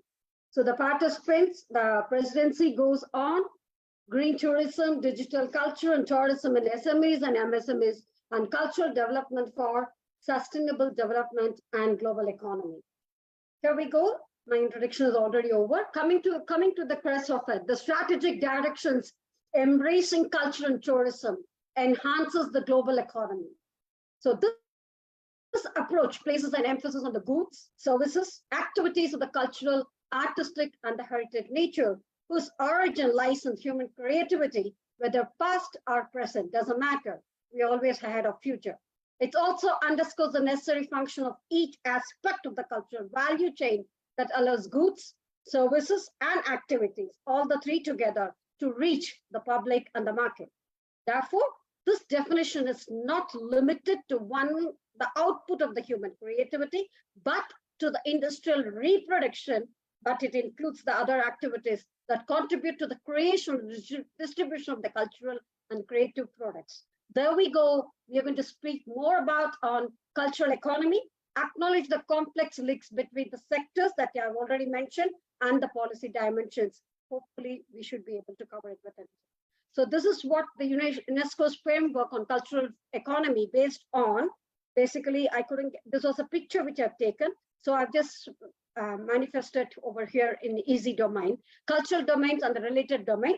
The first A is cultural natural heritage that many of us have spoken about, performance and celebration activities, visual arts and crafts that comes under the digitalization as well.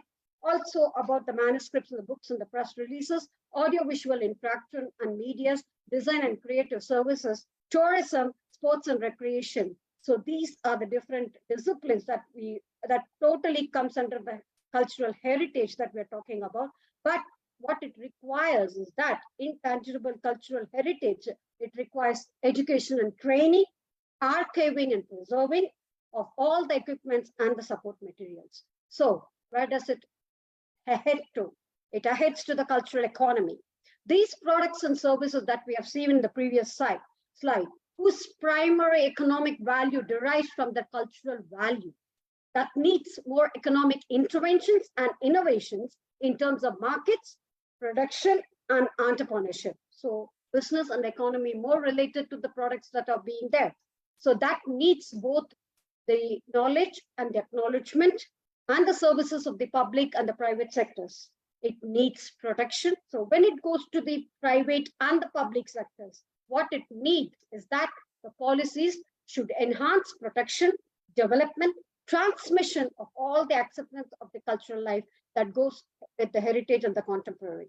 So the economic cultural economy as a complexity, acknowledge the complexity between all these sectors that I've mentioned, and one size doesn't fit all because each sector is totally different. So it should be a tailor-made. It should be made exclusively for that particular industry and that particular country and that particular state, such that we are able to accommodate and make changes to adapt to it and need to address the specific needs, being inclusive, but keep the connections to the wider cultural economy that we're talking about. That's our focus.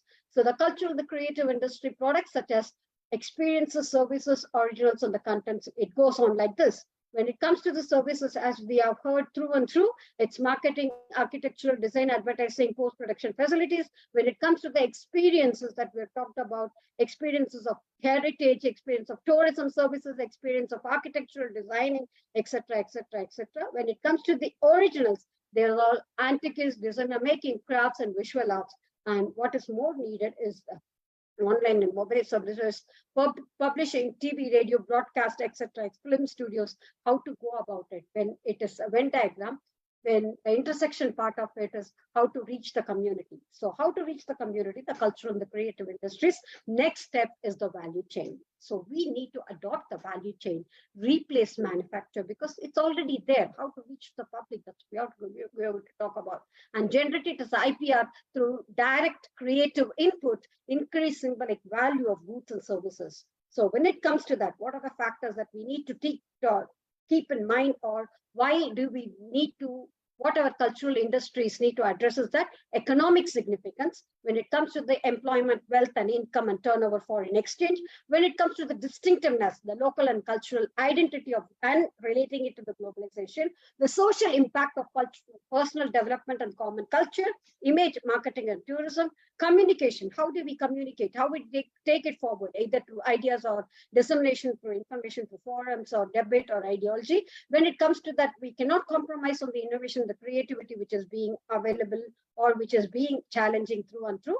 How to overcome the problems of the creativity or whatever thing, relating it to that, going back to the roots, going back to the community is the main thing that we talk about. That's what the culture is all about, going to the roots. So when we talk about how to relate it to the culture, how to relate to the nation building, how to relate to the creation of the meaning for the common good, that's what we are going to talk about. When we talk about the policy dimensions, what's that needs to the crux of it is that sustainable and competitive, creative and cultural economy needs effective policy making.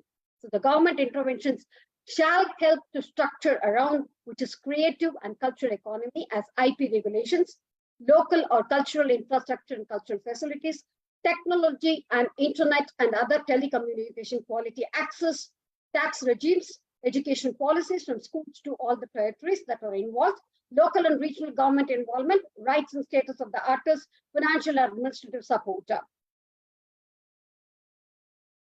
Creative and cultural economy is both of local and global and local phenomenon. So,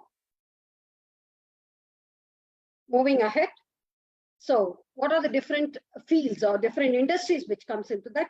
Tourism, agriculture and agribusiness, technology, consumer products, and lifestyle and wellness. Together, they form the policy areas, and they form as cultural tourism, design and landscaping, animation, graphic web designing, design and manufacturing, and the mission is that the products and the spiritual lifestyle. So the elements of technical assistance in supporting and strengthening the cultural and the creative industries are such that promote competition and innovation, strengthen capacities of the human resource and training, improve production infrastructures and investment environment, facilitate access to finance, strengthen legal infrastructure, develop internal and external markets such that we create the cultural and creative industries. So the concept of creative economy is getting summed up as concept-based creative assets embracing cultural, economic, social, technological aspects as central applications are seen in the feasible policy option to diversify the economies and improve trade and development gains in countries around the world. So the characteristics that will include is that knowledge-based economic activities, intensive use of creativity added value to products and services, and the ability to generate income from trade to property rights. So what are the products and services that the creative economy will handle is that visual arts, traditional knowledge, music, performing arts, audio visuals, digital animation and multimedia, design, literature and publishing, visual arts, etc., etc., etc.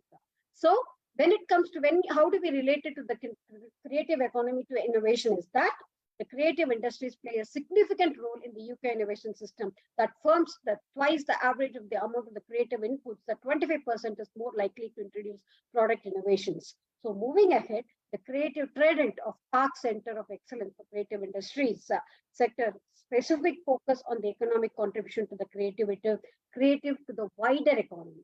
Track the creative occupation in creative industries as well as in manufacturing and wider services as health, education, business services, and government. So design occupations particularly embedded in the employment of creative occupation in other industries, resulting in undercounting to the designing sector of 36. So when it comes to that, the creative diagram states that 55% of the creative occupations are located in the other industries, and the creative occupation in other industries account for 35% of the total occupation. And the creative occupation is 64% of the total employment of CIS and the rest of the economy. So developing an advocacy position in your country is how will you define these creative industries or the creative industry economy with your authorities, that what will it include, what will it exclude, what will be the defining characteristics of the creative sector. Do we need to have a phased approach when working with the definition? That's what we're going to see together. So this is what the 4 distinct levels of contribution will be: primary, direct, and quantifiable. Secondary is indirect and quantifiable but multipliers. Territory is that direct and non-quantifiable intervention and innovation. And the third is that the quantifiable for the quality of life and motivation and productivity, without compromising on the cultural identity and the preservation of the traditional culture and creative new cultural identities. So when we develop policies like this, the economic analysis of the creative industries will include industrial organization analysis, measuring standard economic variables, gross added value, levels of employment, labor loss in labor investment, and the core of mapping ideas with all the 3. And the economic impact analysis will event into cultural events in the local area as far as museums, festivals, heritage sites with the effect of the local economy and the community and the benefits that flow through value chain analysis. So the cultural production chain describes the full range of activities that is required to bring a product or a service from the conception, from the creation to the intermediate phase of production, pre and post-production delivery to the final consumers, including activities such as designing, promotion, marketing, distribution, and support services up to the final consumer. As Dr. Nada was mentioning, digital world is based on this.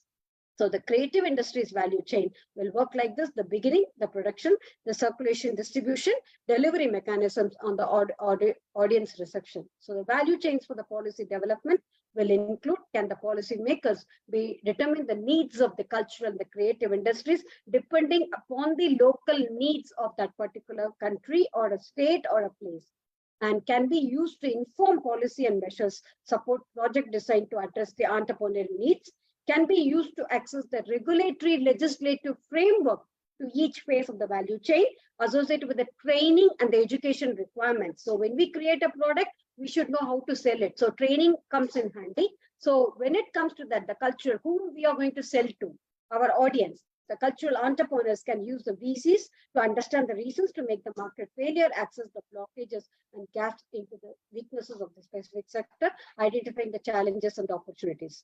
So the simple value chain goes like this. When it comes to the complicated thing, it's basically when I've taken music value chain as an example, such that we are able to deliver it to the people. So assessment of the cultural and creative industries, who are the key players in each moment. We should have a very clear, fair idea before drafting a policy. Who are the key players in that moment? Which is the workplace where we are going to deliver it? Which is the regulatory framework for each and every momentary value chain, and the education and training program, and how do we cater to the problems that we are going to address to? So the economic analysis with the urban and the regional goals include creative clusters, creative cities, cultural quarters, and creative regions. So when it comes to that, we will be able to move forward with creating the conditions of the inward investment. So technological evolution and the strategic management goes hand in hand with all this. New technologies are transforming and reinventing the travel experiences with a deep strategic implication of the tourism companies, and the whole industry is about new business models. The technology and innovation are intimately bound, and the innovation is undoubtedly at the heart of the discourse of the strategy and competitiveness. So the tourism companies must rethink what they need to do as a result of each techno changes, as every aspect of the tourism interaction must be scrutinized in particular to the new technological solutions and are being useful for this analysis and the corresponding involvement. So the future of the tourism industry is that, as mentioned below, has significantly impacted the bunch of the new technologies in the permanent evolution as augmented reality, touch walls, emotion walls, sensor tiles, natural language processing, real-time translation, green technologies, usage of 3D, human-computer interaction, etc., etc. As we have remote cars, flying cars, and flying buses, all these things are going to be possible in that. So the remote control tourists with the biometrics of voice prints and the voice regulation, face coding, decoding, communal objects, interactive electronic players, radio frequency, identification, virtual reality, augmented reality, mixed reality, everything is going to take DNA scan, fingerprint, eye scan, QR codes, etc., etc., etc. So we are going to be left with nothing left. Having experienced the evolution of the World Wide Web in 1990s, the mobile internet in the beginning of the 21st century, and we are heading towards the Internet of Things, which are likely to have the technical phenomenon with a deeper influence of the years to come. However, the Internet of Things are readily moving to the newer level. When we say that we have mastered something in internet, tomorrow the internet has something very new to offer to us. So we need to get updated. So tourists could be segmented based on their emotions, helping to design the offer personalized experiences and advertisements according to people's moods as such. So that's what is called as smart tourism. A smart tourist destination is based on the extensive use of the cutting-edge technologies in order to create an advanced digital space able to improve the whole management of the destination. It is built on the values of innovation and sustainability, working to improve the tourist experience and enhance the quality of the life of the local communities of the residents into it. Spain has already implemented it, the smart tourism. So moving ahead, how we are going to take it forward to the global scenario. The future of the tourism is determined by the range of the new technologies in the permanent evolution. The new technological solutions are intended to improve the experience of the tourist and increase the level of satisfaction. In addition, they can serve as some tourist segments, such as people with disabilities, that including inclusiveness and reduced mobility. Shortly, our lives as also tourists will be more and more technological dependent, such that if I want to go to Spain, I don't need to go to Spain actually. Only thing is I need to take the technology help such that I'm able to feel that I'm already in Spain. In this section, several examples are offered as related to various types of technologies. So concluding, new technologies will be increasingly used to drastically increase the efficiency, reduce costs, personalize the customer experience, and improve service. So the greatest efforts are being made in the areas of machine learning, natural language processing, voice recognition, chatbots, etc., etc. All of them are related to the artificial intelligence can play a key role in all. With the current hyper-dynamic environment, experimentation is the new planning. Any organization has to be transformed to the engine of possibilities into an evolving portfolio of strategic experiments. So sustainable tourism is not difficult to define. To the tourism industry, it means the development is appropriate to the conservationist, and it means the principles articulated a century ago or once again in vogue to the environmental. It provides a justification, the preservation of the significant environments from the development to the pollution. It provides an opportunity to use the words rather than the actions.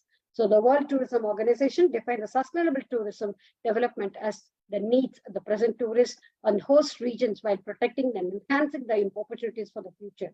So it is envisaged as a leading to the management of the resources in such a way that the economic, social, and aesthetic needs can be fulfilled while manufacturing the cultural integrity and essential ecological projects, biodiversity, and the life support systems. So sustainable tourism in developing countries found in the form of ecotourism and community-based tourism that provides an employment opportunities, income gathering opportunities, and financing for community projects, which will help preserve the social ties and prevent out migration and of the rural communities. So benefits may accrue to elite factions of the community, but limited benefits to the poor. Whereas the tourism entrepreneurs interested in implementing these initiatives will help alleviate poverty, government support, and the commitment to the welfare of the citizens that is essential success. So the ecotourism and the community-based tourism, this is going to be the rule of the world. And developing countries, Fiji has already done it. For example, ecotourism and the community-based tourism developed as a complementary to more conventional mass tourism products found in the form of activities like village builds, cultural performance, and natural treks. And recently, indigenous entrepreneurs and communities have developed budget resorts and village stays catering to the backpackers and the independent travelers, etc. So the tools of sustainability is going to be area protection, industry regulation, visitor management techniques, environmental impact, and carrying capacity calculations with consultation and participation techniques of code of conduct, definitely following the tourism and industry of course, and sustainability indicators, footprinting, certification, sustainability, livelihoods in the framework. So the ecotourism is a form of tourism that fosters the learning experience and appreciation of the natural environment and some component thereof associated with the cultural products. So moving ahead, talking about the community-based tourism, which is again going to be the rule of the world, is the quality of life the community residents are maximizing the local economic benefits, conserving the natural and the built-in environment, providing visitors a high value for money experience. So more sustainable forms of tourism have concentrated on the community that's going to have the developmental approach. As such, I can give example of Kerala, a place in India which follows the community-based tourism as the example of it. So pro-poor tourism, this is again one part of it which is going to be a threat finding, which needs to be handled in such a way that can spread the poor by encouraging a wide range of players, so the community, private sector, the civil sector, etc., etc., etc. It just goes on with the labor policies and the hotels and the resorts that are best involved in it. So to increase the economic benefits, increase the local employment wages, commitments to the local jobs, trainings of the local people, expand local enterprise opportunities, including those that provide services to the tourism operators, example, food suppliers, those that sell the tourists, handicraft makers, guides, cultural performers, so they all will get their livelihood. Enhance the non-financial livelihood impacts as capacity building, training, minimize environmental impacts, monitor the use of resources, improve social cultural impacts, increase the local access of the infrastructure and the services provided for tourists as roads, communication, healthcare, and transport, enhance participation in the partnerships of all the local communities, create a supportive policies in the planning and the framework that enables the participation of the poor, increase participation of the poor in the government and the private sector decision making, build pro-poor partnerships with all the private sector, increase the flow of information and the communication between the stakeholders. So this is how it has been given as an example, taking Fiji as an example. I've just mentioned that. So tourism and environment, the environment includes the social, economic, cultural, and biophysical elements, is both a resource and the constraint to the tourism.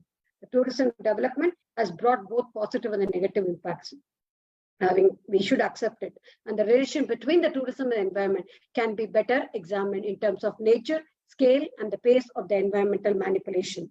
So what is the alternative form of tourism that we can relate it to is that realization lead to the review of the alternative tourism and the tourism typologies, considering preferable of the mass tourism. Alternative tourism involves approaches to the ecotourism, community-based tourism, agro-tourism, and responsible tourism considered as the most sustainable and ethical factors. So alternative tourism approaches to the mass tourism, which resolves the economic issues, socio-cultural factors, relationship with the environment, and host community participation as such. And also it works on the development of the ST strategies that provide the more equitable and economic benefits to host destinations. Ecotourism can be an approach that enables the economic development and economic protection while protecting the well-being of the local communities. So the policies and the implementation include the tendency to view tourism as a private sector industry, which is determined by the market forces. Recent attention paid to the role of the government and the public sector. The tourism development is sustainable in the contribution to the policy elevation. So these are the quotes that I've taken from different publication. So summary is that tourism destinations require sustainable management of the limited sources. The chapter discussed with the tourism resources and sustainability approaches to tourism as a number of specific examples from Fiji Islands that have been already mentioned. So the chapter also examined the concepts of sustainable tourism, pro-poor tourism, and the interdependency of the tourism and the environment. And there is a need to maintain a balance between the environmental protection, cultural integrity, social justice, and the promotion of the economic benefits that meets the growth of host population. So the different types of tourism can offer more potential sustainable solutions using tools of sustainability that can provide more sustainable resource under management. So this is what we talked about. All these things, it goes more and more. So I would like to sum it up because in conclusion, in scenario, the unprecedented changes for the speed, scale, scope, and search the strategic agility is one of the most important challenges. How companies learn to regenerate strategy is the key issue today. So we need to resolve that. To do so, they have to move out of the inertia of the strategic insight to execution and back to straight strategic insight. Another greatest challenge to deal with the scenario is understanding of the new ethical dilemmas that will be faced on day in and day out by the business leaders. At the end, there are people and their values that they will be critical for making responsible decisions under CSR framework. So thank you so much. So that was very fast, I know that, but still thinking about the time constraint that we have got, I had to really finish it fast and sum it up. So thanks Yes, for all it your was time. crispy yet detailed. Every detail was covered and no stone unturned. Yes, Dr. Srividhya, everything covered. Dr. Srividhya, you are amazing. Big clap. Let us a big clap for our project manager. And before we end, I know that. Thank you so much. Thank you so much. Thank you all. So, and before the end, we will not talk a lot. Yeah. So we talk almost, Dr. Srividhya, 4 hours. 4 hours are we talking? So we are coming at the end. Over to Madam Sadhya Balaji. I know what she is already ready for it.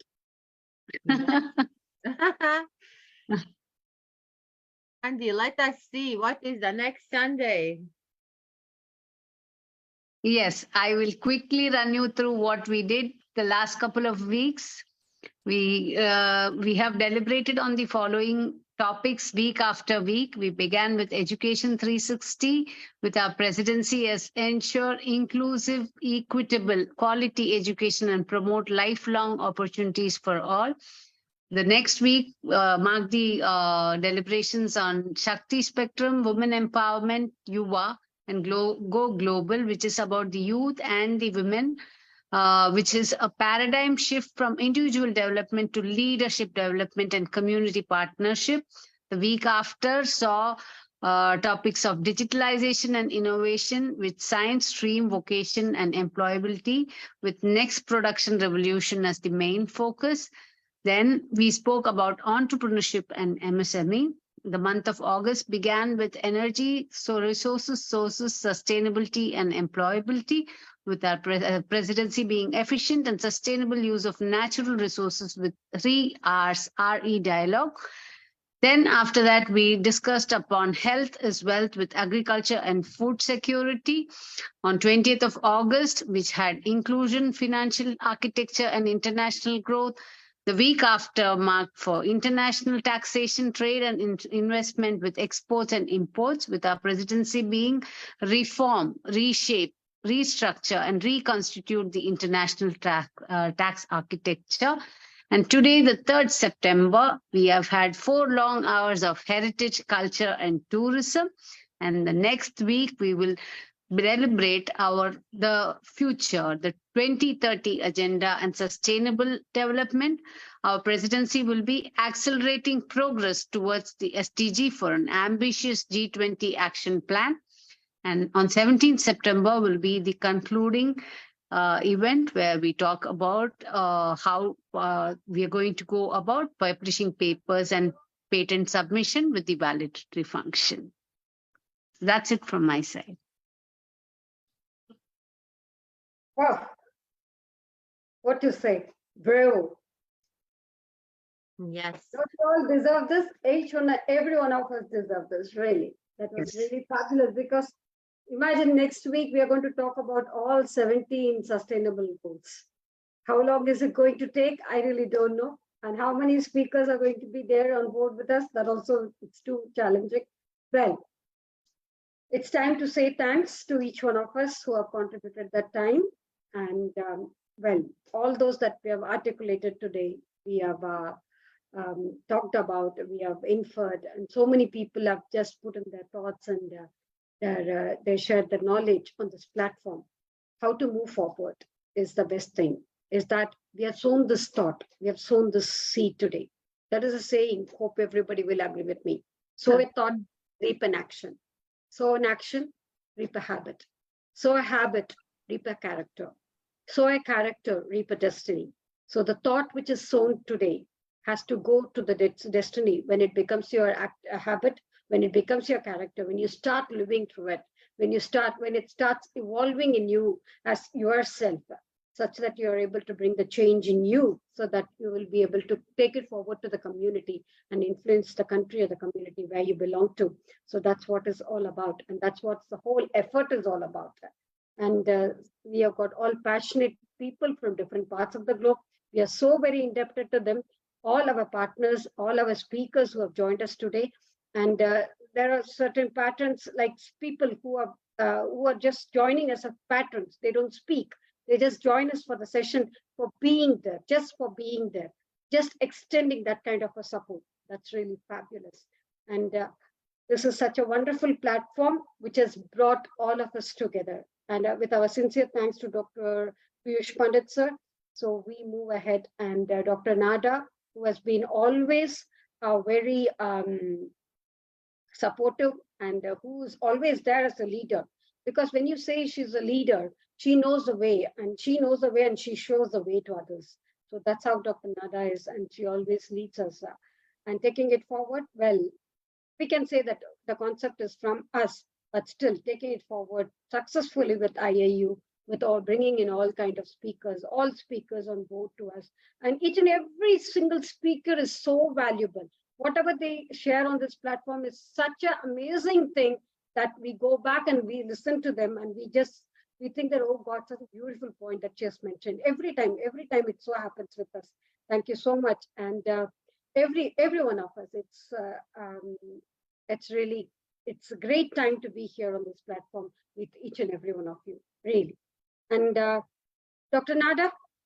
Yes, I'm listening you. I want to thank you for your beautiful words. And I want to say that we are really coming very soon. We have only 2 Sundays still for this G20 summit. And as you say, we really have a wonderful guests, wonderful speakers, chief guests, and our great audience with us whole time. So I think that this G20 summit is something that we really need to do, and I think that somebody who didn't watch or miss because it is Sunday, a day for a family or something like that, need to watch, because it is very important. There is no thing that we didn't touch through this month. Every Sunday we are here bringing, and yes, what will be the conclusion? We are really very innovative, creative, critical thinkers, all here, who who were with us this all amazing sessions. So, Dr. Srividhya, Dr. Sunny, great. IIU team, Dr. Inga is still with us today here. Madame Janie with a beautiful hat. A big clap for Madame Janie.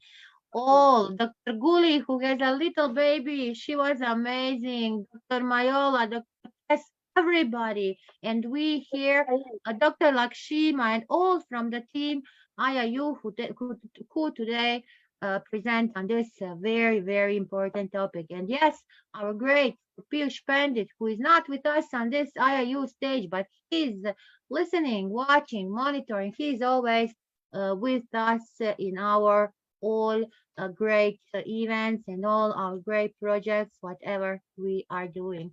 So yes, we come to the end. We come to the end today.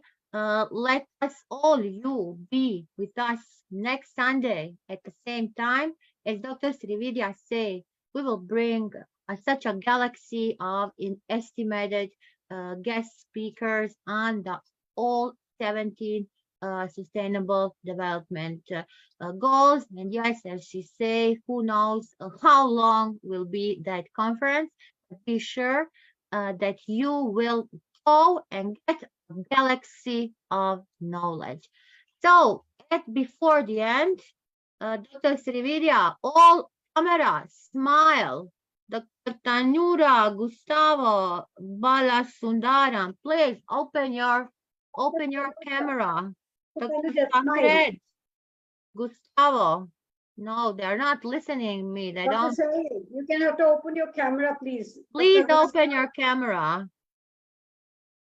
Gustavo, if you don't open the camera, you will go out. Yes, because I want a photo with people who are here. So who will not open the camera will be moved from here. Dr. Gustavo Balasundaram. Nothing. Mr. Balasundaram. Just a moment, nothing. Okay. And who is this Balasundaram? Just a minute. He didn't open his camera from the beginning. No, he cannot. Probably they have issues. Balasandrum, I think that they have issues. They cannot open the camera. So I want a big smile. Beautiful ladies. Everyone. So on the photo are only beautiful ladies. Great. Sandy, one because of you. One more beautiful smile, please. Nada, you need lighting. The face is in the dark. What? You need lighting. Oh, okay. I will open the light. Yes, wait. Yeah.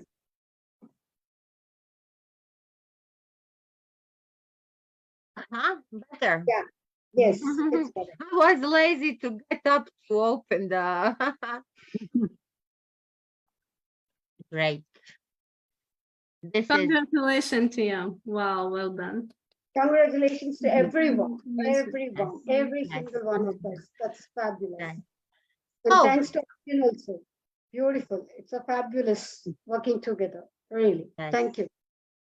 Please convey our regards to Dr. Ramesh, please. Thank you. Thank you, ma'am. Thank you all. Thank you all. Bye-bye. Until we see Was next wonderful. Sunday. Next Sunday. Right, everybody. Thank you so much. Shall we leave, ma'am? Yes. Okay. Thank you. Thank you. Thank you. Thank you so much. Thank you. Thank you, Dr. Jeannie. Bye-bye. Thank you. Bye. Okay, let us finish. Bye. Bye.